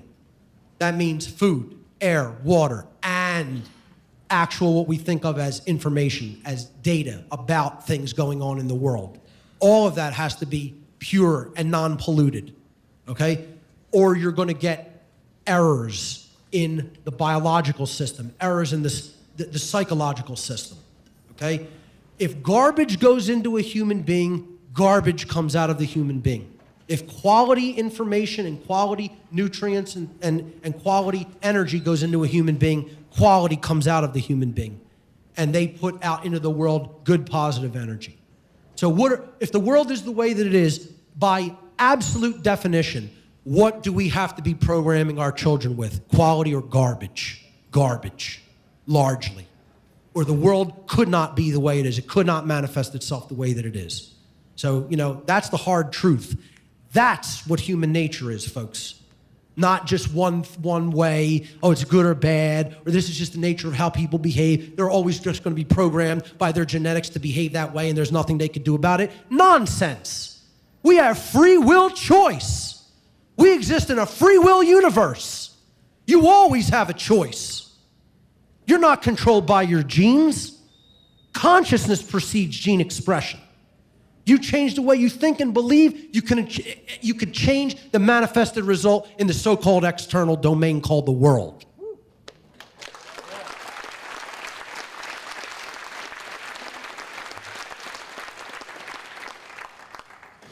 My next solution, the first thing is you have to understand what human nature really is and get this absolute bullshit notion of Darwinian scientism, so-called survival of the fittest nonsense form of evolution out of your mind when it comes to what human nature is or why people behave the way that they do. And if you believe that shit, you're under total mind control, folks. I don't know how else more plainly I could put it. It's nonsense. It's a so-called theory that didn't even hold up to its own expectations through evidence in the fossil record, okay? And people need to stop accepting it as law because it has nothing to do with law. Human beings don't just behave a certain way by nature. They learn their behaviors. This whole argument of nature versus nurture is a crock of shit and has to be put to rest. It's almost all nurture. It's almost all what we're being taught or not taught by the generations that came before us and our own parents and our teachers, so-called teachers and so-called leaders that are supposed to care about us in society and don't give a damn. They're programming us with garbage, and we're expecting quality output in life. Doesn't work that way. Never going to work that way. The next solution, understand who directs this agenda. And believe me, it is being directed by these groups and individuals. You don't have to believe me. Dig your own, hey, it's your own funeral. You know what I'm saying? And people listening out there who are not in the room, I know the people in the room have a much more open-minded attitude about this. People out there listening, refuse to understand and look into these agendas put forward by all these groups I'm going to talk about. It's your funeral. Because believe me, they're working on it. And they're getting it done already. The first group you got to look into is the Tavistock Institute of Human Relations. If you don't understand Tavistock, who is involved in it, what it does, what it puts out there, you're missing an entire part of the entire mind control agenda of the world. because these are where the social engineers gather and formulate their plans, okay? The book by John Coleman is indispensable reading. Anybody who has not read this book, it's unacceptable. You need to read the book, The Tavistock Institute of Human Relations, to understand this mind control think tank. Another group you got to look into, Coleman has also wrote a book on this group. It's called the Club of Rome. Directly connected with the Vatican, absolutely responsible for the implementation of the population control or eugenics agenda on this planet. Okay? And I'm telling you, it's interconnected with the religious agenda for population control. Because, trust me, these ostensible front religious groups, the big three religions especially, Christianity, Judaism, and Islam, okay, are directly infiltrated and are being run by the dark occult groups. As a matter of fact, these religions were created by dark occultists, okay? You gotta look up the Club of Rome. When I was involved in Satanism, this is the organization that was continuously just dropped. The name was dropped over and over again of some of the people who were higher up than me in the hierarchy saying, we think, from just understanding a little bit about your qualities and your personality, we might want to try to get you involved with. Now, of course, I never went into that involvement, but that's what was suggested because they felt I had the mindset for being involved in a eugenics agenda. And you know what? I did. And you know what? I still do. How's that? You want a shocking revelation for Free Your Mind 4? I am a eugenicist. A true eugenicist, not a dysgenicist. See, what a real eugenicist wants is it wants good breeding. That's all the word eugenics means. It means I want people to be bred upward in society toward higher states of awareness and higher states of consciousness. The prefix or the noun, the adjective you, epsilon in Greek, pronounced you, is the adjective meaning good.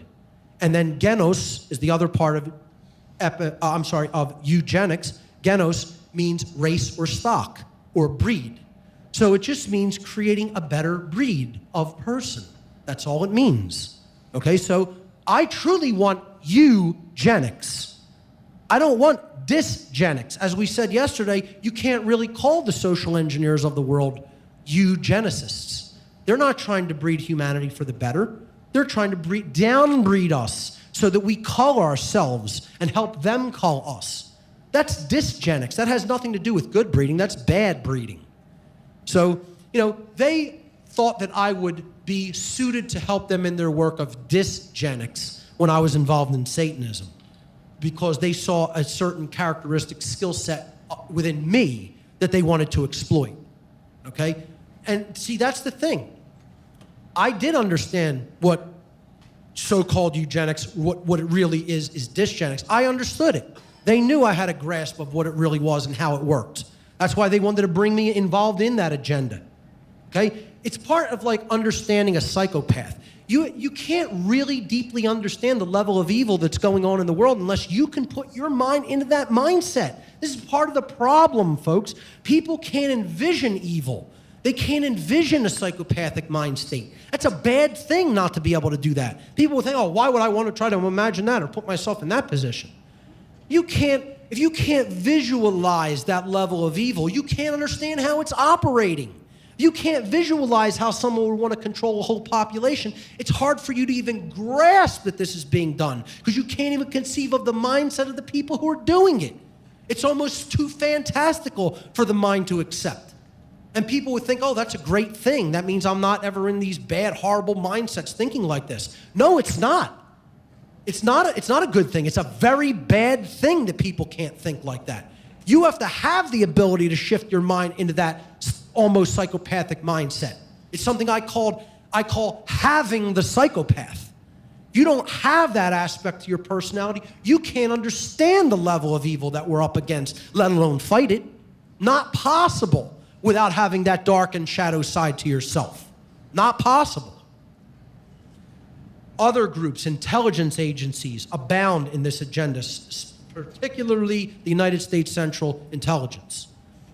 The Council on Foreign Relations, a think tank that directs political operations in conjunction with the eugenics agenda. The United Nations, another worldwide political organization that is directly involved with eugenics operations and supports things like population control. The Rockefeller Foundation, responsible for a lot of the pharmaceutical aspects of the eugenics agenda. The Bilderberg Group, again, setting international policy amongst many different countries regarding this agenda, this very small cabal of international financial leaders, political leaders, leaders in science, everything. The Fabian Socialists, what that shield represents, their logo is a wolf in sheep's clothing. Fabian socialism is also known as incremental socialism. It is the form of politics that we have operating here in the United States right now, Fabian socialism. It means that you're going to march through the institutions to get done what you want to get done politically. You're not going to try to conquer a nation militarily and wage a military revolution. You're going to do it through a cultural revolution, as we will talk about. That means you're doing the totalitarian tiptoe toward full communism. And that's what the Fabian Society is actively involved in progressing through cultural Marxist promulgation in the United States. Oh, and again, as we're going to see, this is a direct communist plan.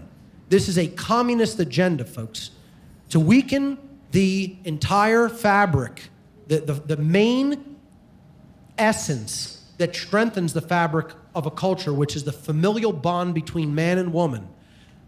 That is one of the main overarching methods of attack that communists have used in every country they've ever taken over. And they are well entrenched in the United States, and they're getting it done. They are a cohesive unit operating through mainly the public school system. Organized religion. Every so-called cultural religion out there ultimately behind the scenes is actively involved in the dysgenics agenda and the population control agenda. This is what these absolutely ridiculously outnoted ideas about human sexuality are all about, okay? They're putting out these ancient views of human sexuality that are all about repression of the natural sexual dynamic and energy between men and women. And that's a deliberate part of the agenda. So you think that all these religions are separate. They're not. They're all working behind the scenes on the same accord. Okay, it's like just like politics. You know, except we think we have a three-party system here instead of a two-party system. All right? It's all the same people behind the scenes. It's directed by the dark occult agenda, the eugenics agenda, and these are just fronts for those groups. You have to understand that. So many people are attached to their religion, and they think their religion is right and all the other religions are wrong. They're all invented to divide humanity. They're all invented to give people a rigid belief system so that they don't understand what's really being done. They all have a seed of truth within them where most people wouldn't buy into them. So at the core, yeah, there's a seed of truth. But you know, all the other trappings and laws and rituals and all that other stuff is just there to throw you off the path of truth. You know, and get you into put you into a box and say you shouldn't consider anything outside of this box. Here's the real religionists that lie behind the so-called cultural religions. It's all invented by the same people, folks, and it has been run by these people for tens of thousands of years. Okay? This is the main bulk of my work and what I talk about, the dark occult. The priest class that's really running the show. You don't know any of their names, and neither do I. Okay? It doesn't matter what their names are. You know, they come and go. They jump in and out. You know, one leaves this plane, another one comes right in to take its place. That's how it works. Let me tell you something. It ain't all men. It ain't all white people. It ain't all Jews. It ain't all Freemasons. It's an eclectic, worldwide variety of human beings in every walk of life, and I'm telling you, there's probably some sitting in the room. Just a real quick anecdote. I amazingly synchronistically in my life passed on the streets of Philadelphia 2 Satanists in the last couple of months that I worked within the satanic institutions when I was actively involved. I passed by 2 Satanists on the street within the last couple of months. They didn't see me as I passed them because I was in a car both times. And I'm telling you, if I passed by 2 people that I personally recognized from my involvement, I am guaranteeing you they are all around us. My attitude is starting to be readjusted about the numbers of these people. The numbers are bigger than I think I had previously imagined. Because if that kind of frequency can happen, I guarantee you there's so many you have absolutely no idea. So this is something, this religion is ancient. You have to understand, these people have been breeding on the earth for a long time. And they've been performing these eugenics operations for a long time. I'm not trying to make them sound all-powerful and that we can't stop them, but I'm just trying to help you to understand. You have to really understand who's running this show. We don't live in a matriarchy. We don't live in a patriarchy. All myths. Neither one of those things exists or has existed. Contrary to neo-feminist propaganda, we do not live in a patriarchy, nor do we live in a matriarchy just because women have been conditioned to condition men and to influence them to obey the control system. That doesn't mean we live in a matriarchy, okay? We do, however, live in what I refer to as an occultocracy, a society that is ruled covertly by a hidden priest class of dark occultists who use their advanced knowledge of the human psyche to mind control the overwhelming majority of the ignorant human population. The occultocracy comprise a small subset of humanity who believe that they are super worthy and that they are on their way to becoming gods on earth. Out of control, ego and selfishness is the essence of their satanic religion. They have inculcated us with their own ego-driven belief system, which has replaced our traditional moral values and has become pervasively entrenched in our culture. That's the problem, folks. The problem isn't that there's a subset of Satanists running the world. The problem is they've given the bulk of humanity their psychopathic mindset. That's the problem. And until we break the bonds of that psychopathic mindset, don't expect freedom. Don't expect positive change. Don't expect anything but more death. That's what this cult is about, and that's what they're going to give us till we wise up. You have no choice. You have owners. Probably the greatest politically oriented comedian ever, George Carlin. Neo-feminism is, at its core, a communist and satanic agenda. First, and not necessarily foremost, but first I'm going to talk about how it's a communist agenda. Socialists and outright communists have long ago taken over the school system in America, the public school system and the university school system. Communism infiltrates the educational system throughout our country and has slowly, over the last few generations, culturally taken over the minds of the young. I'm telling you, the younger generations of this species are the absolute most mentally enslaved generations that have ever been born. It's sad. It's a sad, sad, sad thing.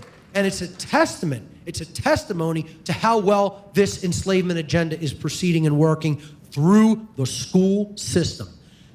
If anybody within the sound of my voice, get your children out of public schools and homeschool them.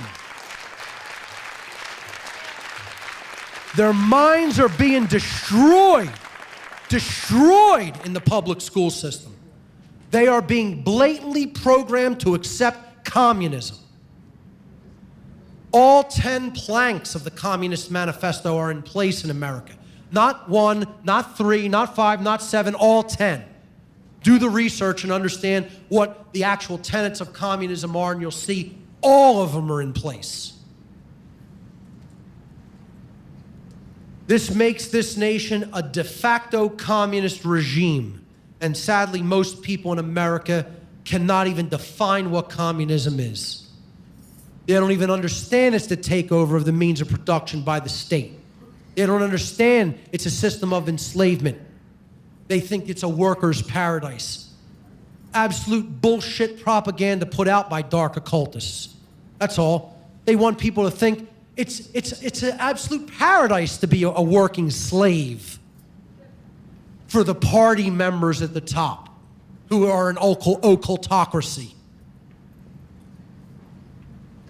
The cultural Marxist plan to wage a covert war on America through a long march through the institutions was formulated by the Frankfurt School think tank under the direction of Italian communist Antonio Gramsci. And if you don't know who this guy is, you better get online and start typing his name in some search engine and reading all about it. Because he's probably one of the biggest cultural influences in this country and nobody even knows his damn name.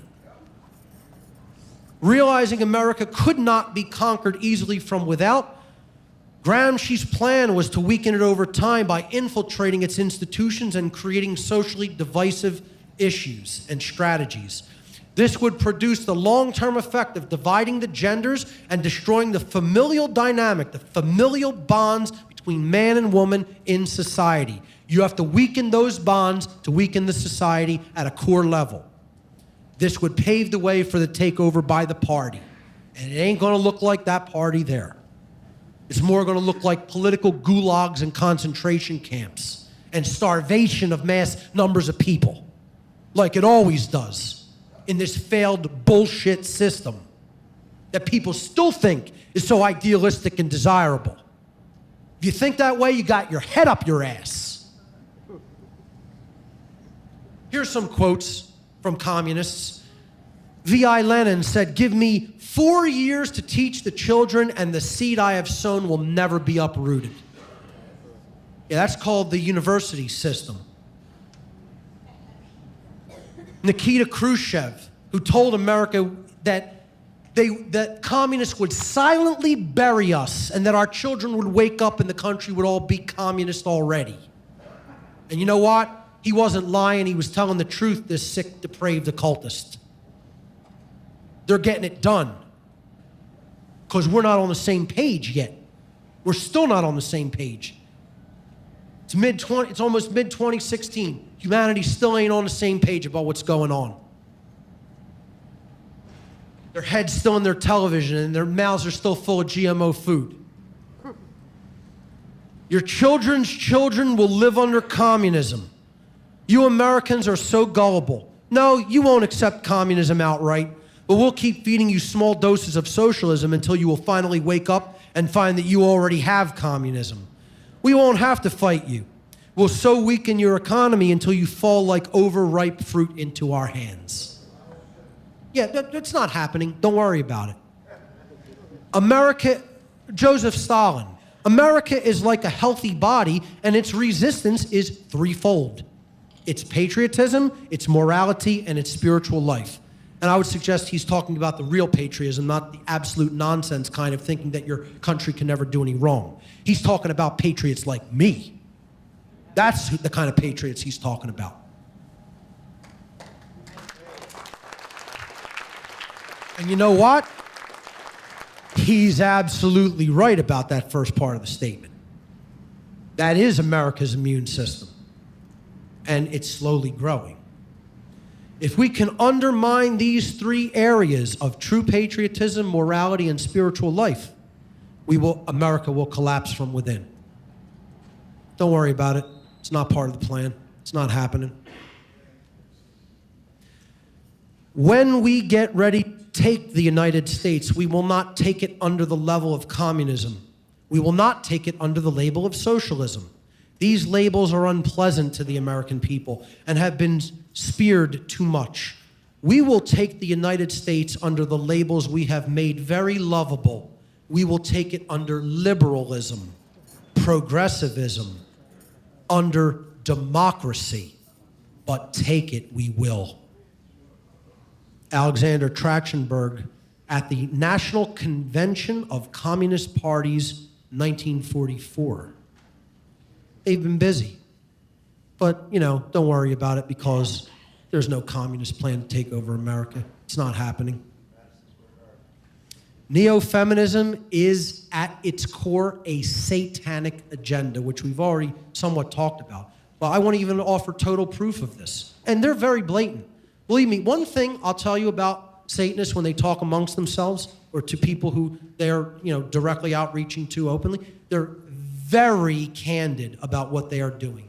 They are so 100%, this is maybe their only possible chink in their armor, is that they have such overabundance of confidence, they may underestimate humanity's fighting spirit. Okay, that's a hope that I have. Okay, but I'm telling you, they talk very candidly and openly amongst themselves and are very blatant about what they are doing. As if, yeah, we're doing this. Who's going to stop us? Not a damn person. That is how they talk. Okay, and you'll see what I'm talking about here in this quote I'm about to read. Eugenics is one of the four main tenets of the satanic ideology, along with moral selfishness, moral relativism, and social Darwinism. One of this religion's significant books, The Satanic Witch, is a manual on how to manipulate men to bring them to the selfish bidding of a crafty woman. It reads like a diary of the modern neo-feminist female. Quote from Zena LaVey, Anton LaVey, who wrote the book The Satanic Witch, which is a field manual for how women can completely manipulate and dominate men to bring them to their bidding, to do whatever they want, or to give them whatever resources that they want for their own selfish purposes. Zena was Anton LaVey's daughter at the time. She wrote the introduction to the book, The Satanic Witch, I believe its first and second printings. And here's her quote on page 2 of The Satanic Witch.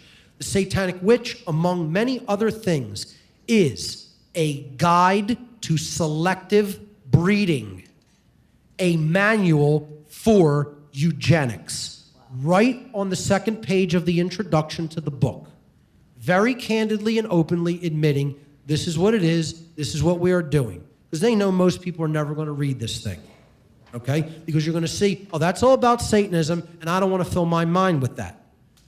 Well, if you haven't read the Satanic Bible, it's totally unacceptable. If you haven't read the Satanic Witch, it's totally unacceptable because you don't know the mindset of your owners. That's why. They're giving you their playbook out in the open because they're so sure you're not even going to be interested in what they're telling you they're going to do.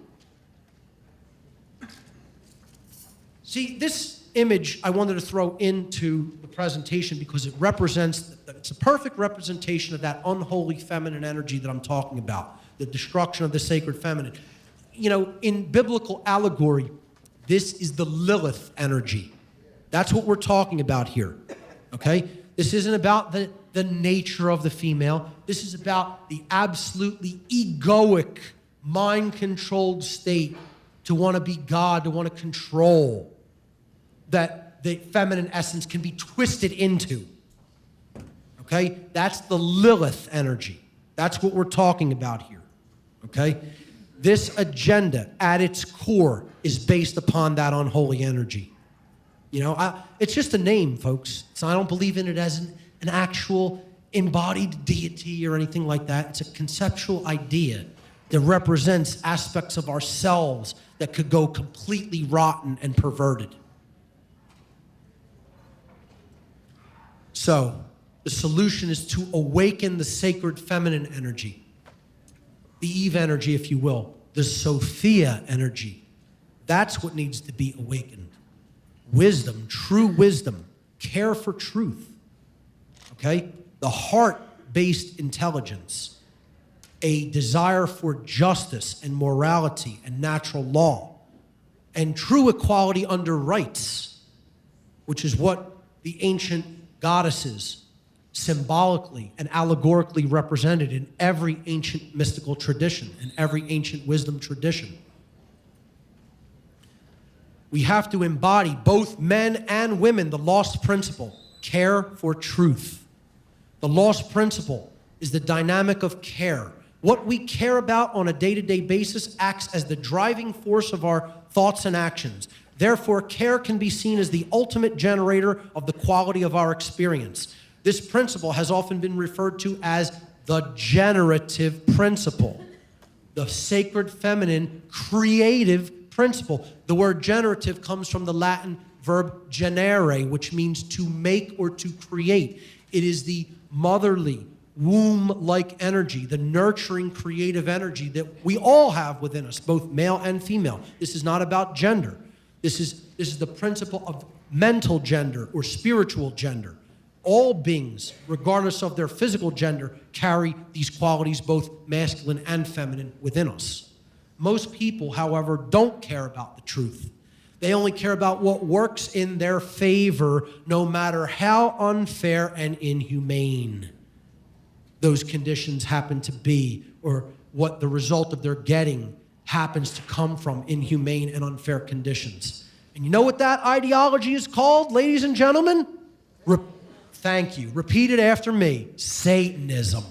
That's what that ideology is called. Okay? That's what Satanism really is. It's not worshiping some devil entity. It's saying, I'm God, I'm the only one who matters. I don't give a damn about what's happening to my fellow human being. And as long as it's working out in my favor and to my comfort, screw everybody else. That's how people think you're a Satanist. And let me tell you something. The vast amount of, the overwhelming bulk of humanity are Satanists. They're not Satanists who are in the know, in the dark occult, who are actively directing this agenda. But they are Satanists nonetheless. They're de facto Satanists in their mind, in their emotions, and in their behavior. And that's where it really counts.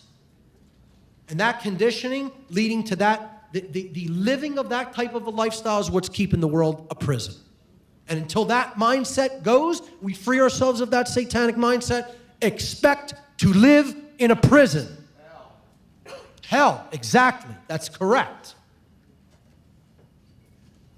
What we care enough to put our will behind is ultimately what will get created in our world, what we will manifest in our world. The world is the way that it is because most people do not care enough, even if they say they want change and they say they want things to be different, to change it through their actions.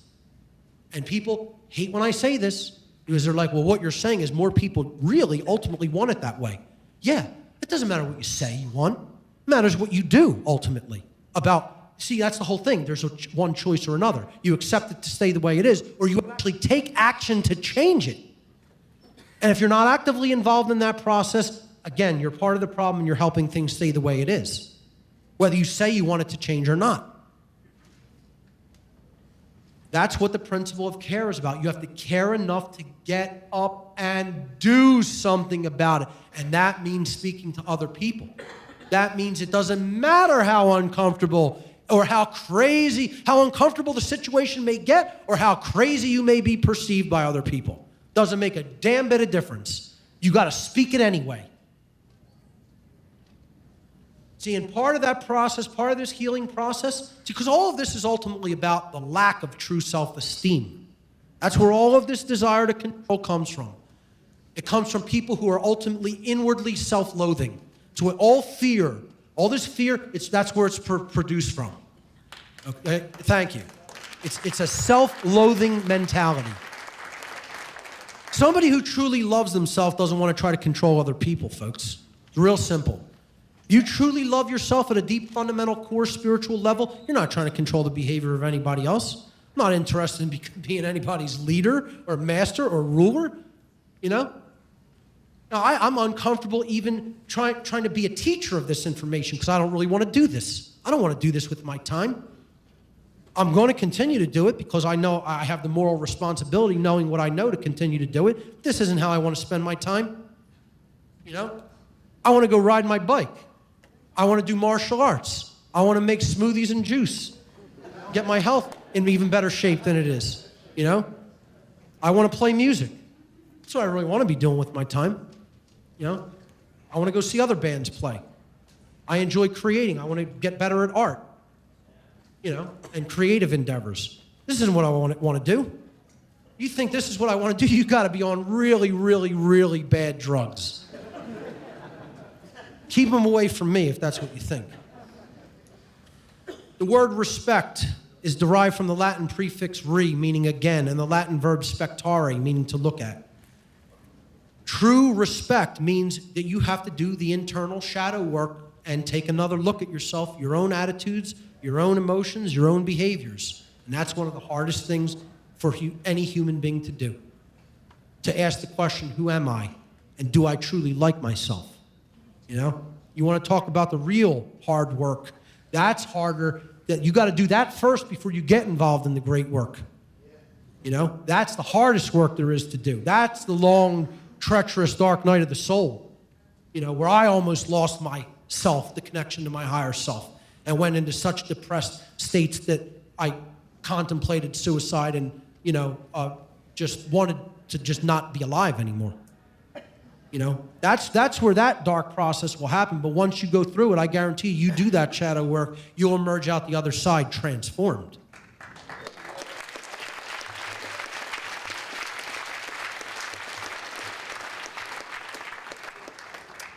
Another solution is the non-support of order followers and dominators by women.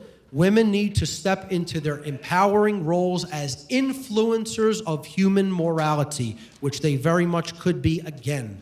One of the most significant ways they can do this is to draw a line in the sand by refusing to support in any way men who are employed as order followers.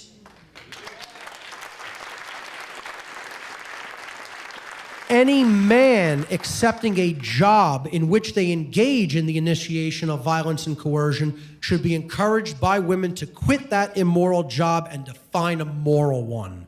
This is called the concept in Eastern thought of right livelihood. And so many women are completely complacent in this regard, regardless of where the money that the man is making that money from. They're just happy to have that income coming in as long as it's going to provide some kind of comfort level for their quality of life. And I'm telling you, that's one of the biggest problems in all of this society. And that's what women have to start really changing their minds about. If you're involved yourself, or if a man you know is involved in doing something that is immoral or coercive, you have to dissolve that relationship with that person. Or you have to tell them, if this isn't rectified and changed and you're not doing a moral profession and you're not involved in right livelihood, the relationship cannot continue.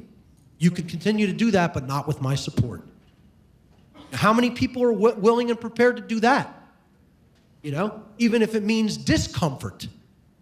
No, nobody's telling you, I'm not up here telling you this is going to be an easy thing. Change is hard. You might have to suffer. You might have to go through hardship to do what's right. You know, it's not easy. It doesn't mean that it's impossibly complex. It's real simple. Stop doing things that are violent toward other people and stop supporting those things, even if it means you benefit from them. You know, I'm not doing a job where money is going to go to pedophiles, people who I know are pedophiles. You know, I don't care how hard that makes my life. I'll live at pauper level if I have to. I'm not taking a job that's going to withhold my income and send it to pedophiles. People I know who are raping small boys and girls. Not energy that I make. Sorry, you ain't getting that. Kill me if you want, but you're not taking it. All you'll get is a pound of my flesh, but you're not going to get any energy toward your sick, depraved ways. Until people are so doing that and so ready to think like that and act like that they're willing to die, don't expect it to change. That's what you have to do, is stop supporting the system. Stop paying into the system. Stop supporting anybody who supports the system. This works in reverse, too. Men need to have nothing to do with women who want anything to do with the state. Okay? Those relationships should be dissolved. All right? You have to walk away from people if they insist, I'm going to continue to support immoral ways and behaviors. That's a hard thing to want. I'm not interested in forming true, dynamic, interpersonal, intimate relationships with people who are non-anarchists. Not interested in it. You know? Because that person is not on an equal level when it comes to consciousness. So I'm what, going to support somebody that continues to support violence conducted against me and people I care about? No. I'm not going to tolerate that. You know, I understand if you've woken up and you've already been in a relationship, that could be a hard one. I'm talking about forging new relationships particularly. You know, or, you know, if a woman's married to a soldier or married to a cop. You know, these are people who are boots on the ground creators of the enslavement system. And women have to stop supporting them and walk away from those relationships. And men need to do the same when it comes to women who support the state. People don't want to hear it. They don't want to hear it as a solution. But I'm telling you, it's one of the things that would radically transform this society if people started doing it. I want to step back a slide there, not only to read that quote, but I want to tell you who that woman is. Words of the Buddha, blessed are they who earn their livelihood without harming others. The Buddhist concept of right livelihood. The woman on the right there is Margaret Gage. And she is, I would actually say I dedicate the spirit of this presentation to Margaret Gage, because she embodies exactly what I'm talking about here and what I was talking about last night. She was an inauthentic woman who became an authentic woman in her lifetime. She was the wife of Thomas Gage. Thomas Gage was the English general who conducted the main military warfare campaign against the American revolutionaries in the American Revolutionary War. She was his wife of many years from New Jersey, went over to England, had many children with this general. He was appointed to be the main commander of English troops in America. She came over here with him and had a change of heart when she saw the oppression that was being done to Americans, where she was born, by the British. And she got involved in the American Revolution as a spy, one of the first women spies. And she gave intelligence to the American revolutionaries about the movements of British soldiers at incredible risk to her personal safety. And without her, many of the battles may not have gone the ways that they went in the American Revolution. This is probably one of the bravest women who has ever existed on this continent, if not the bravest. And that's an example for women, to go through the radical transformation from the inauthentic woman who's with the dominator to the authentic woman who is supporting the true freedom rebel. Okay? Thank you. Could not ask for a better example of a genuine woman than someone like Margaret Gage. We have to invoke and create the sacred union, the holy matrimony between the sacred masculine and the sacred feminine, the sacred feminine principle of non-aggression and the sacred masculine principle of self-defense, and also the marriage within us of the sacred masculine of the logical mind and the heart-based intelligence. So intellect plus care. That's what true holistic intelligence is all about. And these dynamics drive each other. Emotional thinking is a feminine trait. It gets you to care about what is right and true. You have to have that heart-based intelligence to really deeply care for truth. But logical and critical thinking is a masculine trait that gets you to figure out things and help to understand the solution regarding what is right and true. The awakened woman, and of course the awakened man, balances both of these modalities in consciousness. One cannot take precedence over the other. You have to balance them and bring them into full accord and unity with each other. That's the sacred union that we need to bring into balance within ourselves. Mastering yourself is true power. Sacred union is love under will, a thalamic concept. What does it mean? It means that if you're going to employ the sacred masculine principle of will, of right action in the world, underneath it must be care. Love has to hold the child, which is right action being birthed into the world. That's what the traditional religious images of Madonna and child have all been about in classical Christian iconography. It's allegorical.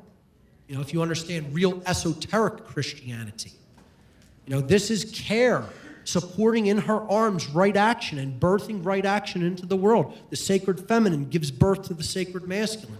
It's a beautiful spiritual allegory if it's properly understood. And then the sacred masculine nurtures and uplifts the feminine in society as well through right action and example, which is what the Christ figure, bringing up Mary Magdalene is about, and them having dynamic interchange of energy between themselves in a sacred union. Probably the most important solution anybody can employ is to consciously parent the young. Be a conscious parent of children.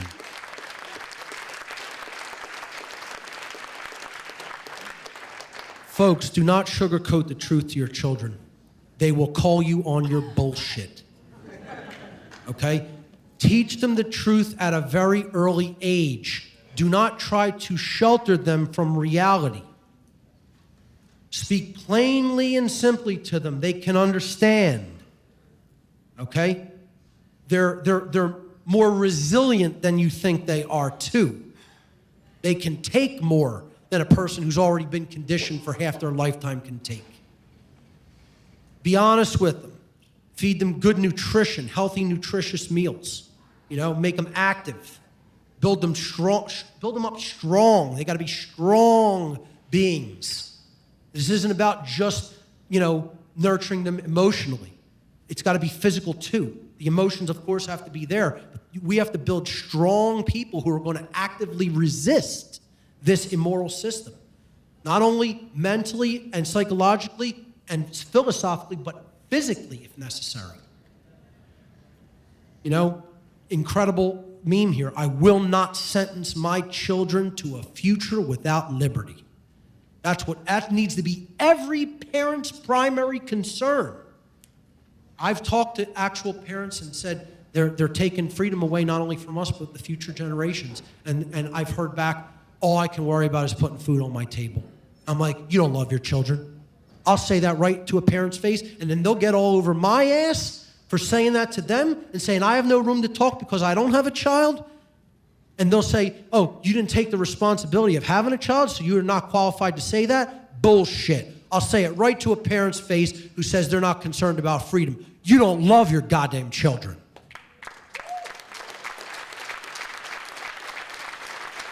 I love them more than you. Just because you put a child out of your loins doesn't necessarily mean that you know everything that's going on in the world and what's best. What? Because I can't speak to that because I didn't have a child? Nonsense.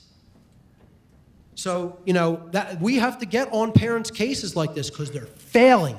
They're not doing their job. They're not nurturing or raising their children. And it's because of this diminished familial bond between men and women. It's largely what's driving that bad parenting dynamic.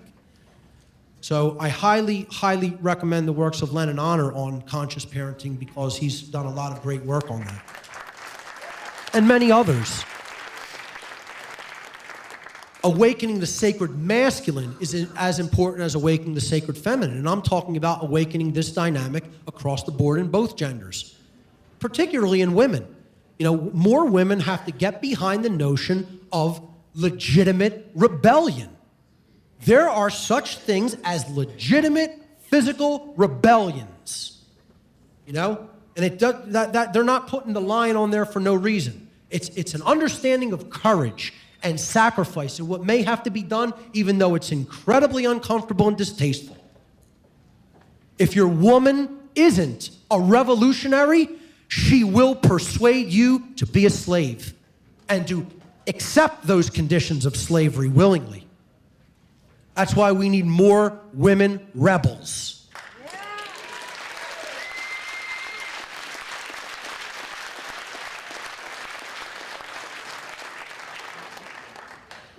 Quote by Annie Oakley, I would like to see every woman know how to handle firearms as naturally as they know how to handle babies. So would I.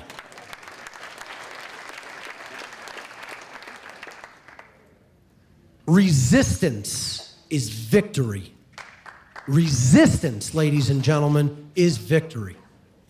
What we need to ultimately do is to wake up to the manipulation and resist it on all fronts. Information regarding this occult agenda can be extremely difficult for the victims of its manipulation to hear. And I'll tell you what, women are some of the biggest victims of this manipulation. The neo-feminists think that women are gaining power by this agenda. You're being enslaved by it, along with the men in society. It can be very difficult for the victims to hear, but when you finally recognize the methods and goals of this epi-eugenics agenda, you will wake up and see the programming, exactly like when Neo wakes up in the Matrix and he can see the code in the Matrix, which is when he gains all the power he needs to fight back. Resistance, because if we fight, we might lose. But if we don't fight, we've already lost.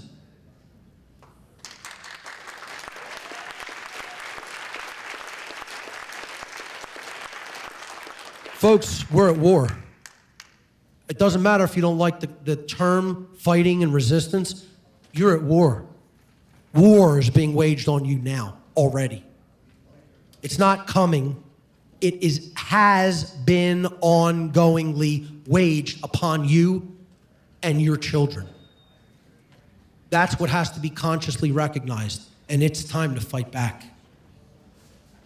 When the conscience is denied its freedom, when the workings of society hamper the artist, the musician, the poet, the philosopher, in short, the thinker, it is time for the instinct of rebellion to declare a state of war. That's where we're at. And make no mistake about that, ladies and gentlemen, that is not just, we're not talking about just the gender war. This is the worldwide spiritual war that is ongoing on this planet. And if we're going to win it, and yes, there is such a thing as winning it. Somebody asked me this question last night. Is there such a thing as winning and losing? Absolutely there is. Yes. You know, you don't like polarity? Tough. It's legitimate and real. Losing this war is being enslaved and making this planet a living hell, which is already rapidly on its way to being, if not already there.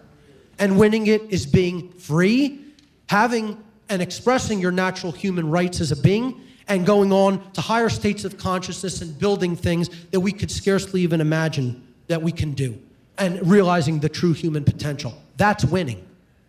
And if that's a choice, the choice between what's going to happen in this war is for us to make. That's the good news about all of this. We change our minds and we change our consciousness, we change our behavior, we can choose for that better result to happen and actually, quote unquote, win. Simultaneously, we choose to stay where we're at in this low state of consciousness and not do the great work. You know, we're going to lose big time and we're going to end up in hell. See, it's all about the lost word, saying no, resistance. This is spiritual immunity to the whole satanic mindset. Neo gained his power when he said no, finally. And that's when he woke up consciously in the Matrix and can see all the code and see what it was really made of. He could see the truth as it really is when he spoke the word no. This is one of my favorite quotes on earth. It was from the comic book Captain America. I'll give a brief anecdote. I know I'm going way over time, but it's worth it. I was in a local pub, and I was wearing the hoodie that I wore right after I finished my speech last night when I went out for a bit after the conference concluded last night. It is a black hoodie with the Gadsden snake on it. And I was sitting outside of this venue, this music venue, and a guy came up to me outside and started trouble with me just because he didn't like the original American iconography of the rebellion and freedom of this country. One American going up to another American and starting a problem when I was sitting there not speaking to any living soul, minding my own business. Okay? What's your snake about? I said, it's the Gadsden flag snake. Don't tread on me. It's one of the first, it was actually the first flag of America. They flew it at the Battle of Bunker Hill. It was created by Christopher Gadsden of South Carolina, one of the militiamen who helped unite the militias in the American Revolution. Oh yeah? I see that with these militia types today, and you guys think you're going to fight against the police and the military? And I was like, well, since you asked, if it has to come to that, I said, I guess that's up to you. Are you in the police and military? I guess that would be up to you guys if you are, you know. And he looked at, I had some other, I guess he thought I was in the military. He goes, what branch did you serve in? I'm like, I'm in the People's Militia. I didn't serve in any branch of the military, okay? You know, I'm for just freedom. That's it. And he goes, oh, what are you, one of these anarchists? And I said, actually, I am an anarchist. You know, I don't believe in the authority of the state.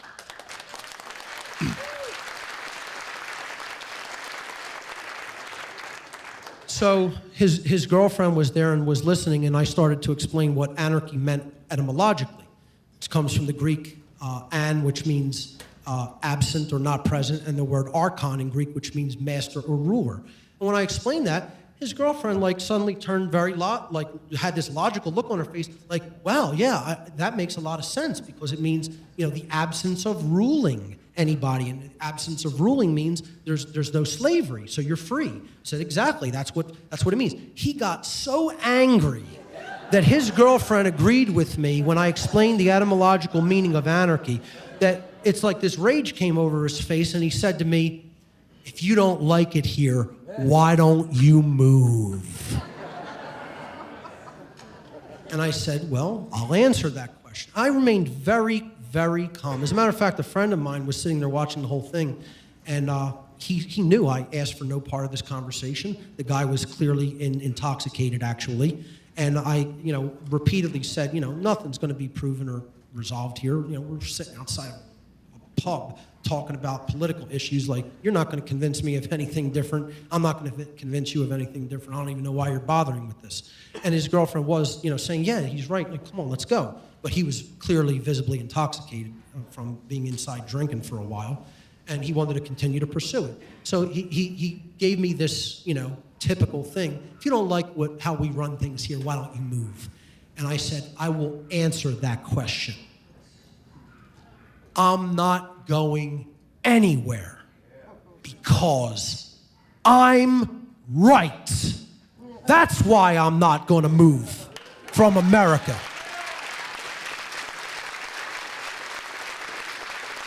Because I'm standing in truth and righteousness. I am in the right when it comes to moral reality.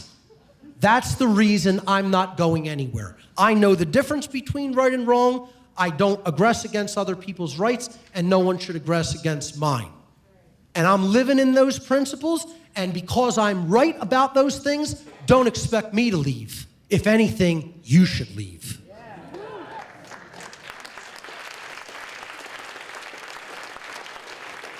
You can call that combative speech. I don't care what you call it. I said, you asked me, don't expect me to sit here like some timid little boy and not answer you, okay? And then his girlfriend pulled him away. And I immediately thought of this quote from Captain America. Every time somebody says that to me, it goes right back to my childhood reading these comics. You know, and I remember this quote. One of my favorite quotes that he ever spoke in the whole comic book. And here's what it is. It doesn't matter what the press says. It doesn't matter what the politicians or the mobs say. It doesn't matter if the whole country decides that something wrong is something right. This nation was founded on one principle above all else, the requirement that we stand up for what we believe, no matter the odds or the consequences. When the mob and the press and the whole world tell you to move, your job is to plant yourself like a tree next to the river of truth and tell the whole world, no, you move.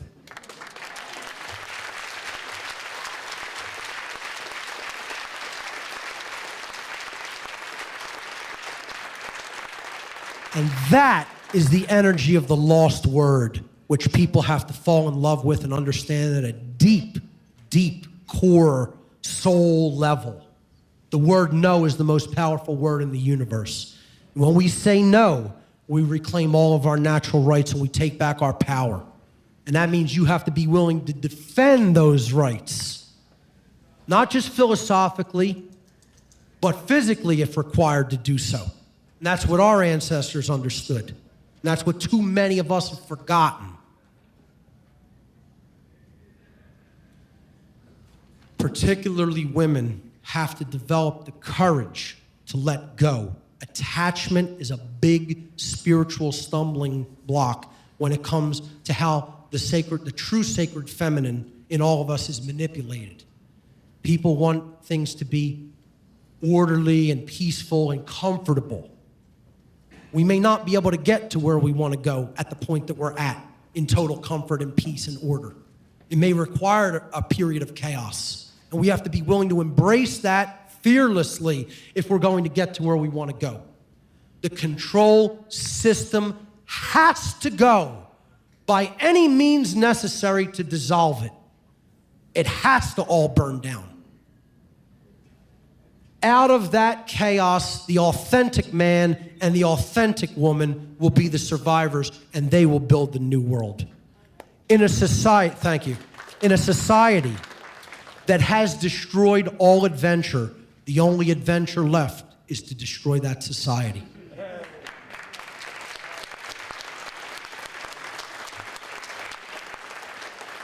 A few people whose information you should look into, and once again, I offer the caveat, just because I list these people to look into their information does not mean I agree with everything that they stand for politically, ideologically, socially, or anything. I just think they have some good information on the topics they talk about. Jim Keith, one of the greatest researchers that I've come across, he wrote the book Mass Control, Engineering Human Consciousness. If anybody hasn't read this book, it's unacceptable. It is a must-read to understand social engineering. John Coleman, who wrote the book The Tavistock Institute of Human Relations, and many others. Absolutely brilliant historical researcher. Camille Paglia, who wrote Sexual Personae. Absolutely brilliant discourse on neo-feminism. Stefan Molyneux, whether you like him, hate him, okay, or feel ambivalently about him, has put a lot of good work into the exposing of the neo-feminism agenda. Christopher Hitchens, again, politically leftist, but had so many great things to say about political correctness and how it's a form of censorship and the importance of maintaining free speech at all times. I think people would find value in looking up his work. Gary Allen, the author of None Dare Call It Conspiracy, a book that is out of print, but I'm telling you, you can go online and get it, probably for still pretty cheap prices. If the people in this room, I need to know, by a show of hands, how many people have read in its entirety, None Dare Call It Conspiracy? Absolutely horrific. I'm horrified. No, I'm serious. I'm not even joking. It's not funny. That's horrifying. People need to read that book. It's that important about what's going on in America right now. This man seems like a prophet in this book for what he told people was coming. And it's all happening because he knew the people who were actively running this agenda, just like I know some of them that were actively running this agenda. I'm telling you, that book is a must-read. Get it and read it through in its entirety. Janice Fiamengo and Christina Hoff Summers, also two pretty good analysts when it comes to breaking down some of the ideologies that are contained in neo-feminism, and very much worth checking out their work. Ultimately, the solution is to do the true great work, which sadly people don't want to accept, is to help drag people kicking and screaming to the truth. Whether you accept that, want to accept it or not, it doesn't matter, until we get involved in doing the great work of helping to be the transformers of other people by encouraging them to look at the truth. Don't expect things to change. The true great work is to help people to abandon the false and dogmatic beliefs which have been holding back the progress of consciousness and impeding the reception of truth and natural law. The true great work is the arduous task of influencing others to realize that in supporting and condoning the legitimacy of authority, that they have actually been supporting and condoning the legitimacy of slavery, and that they were immoral for having done so. That is the ultimate true great work that we need to do. Smaller parts of it include exposing the sub-agendas like the gender war and the neo-feminism agenda and the eugenics agenda. It's all part of the true great work to bring that work to others.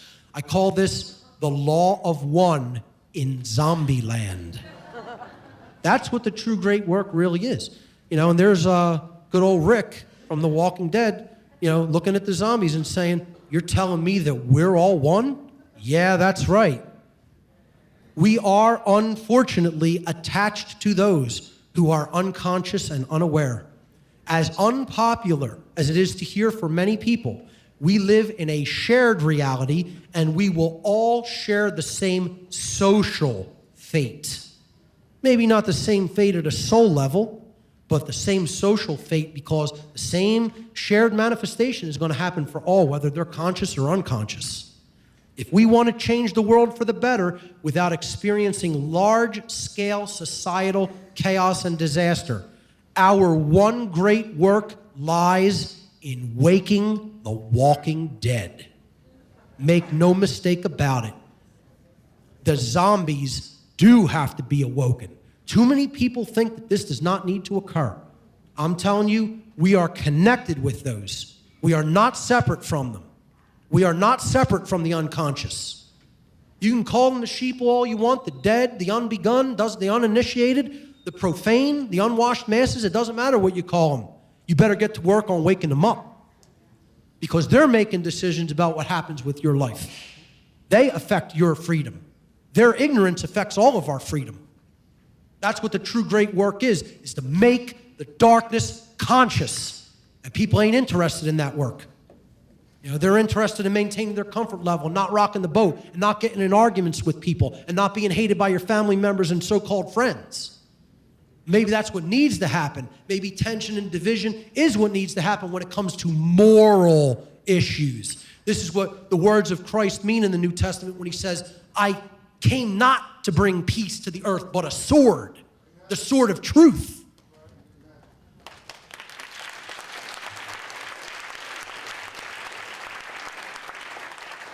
The goddess reborn. The unholy feminine currently reigns supreme in our world, but ask yourself the question, if women as a whole reawaken the sacred feminine within themselves, the principle of care, just how much would they be capable of transforming the overall consciousness of humanity?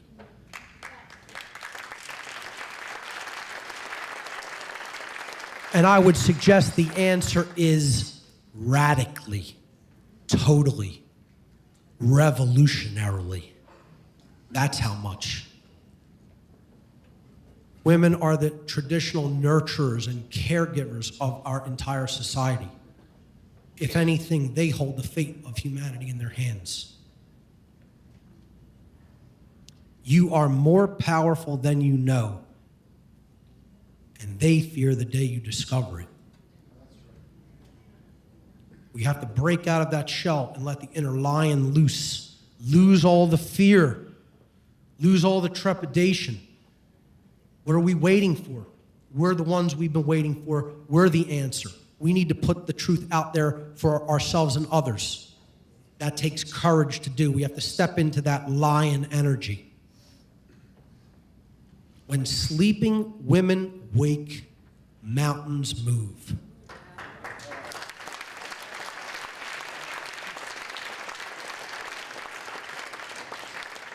It's all about the sacred union, that sacred familial bond between man and woman that is the core strength of human society.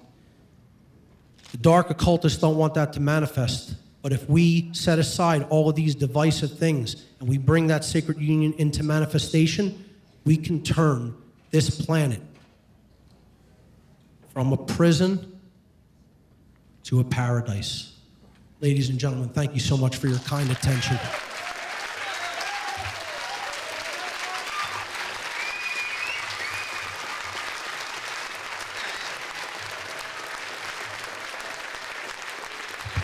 Mark Passio.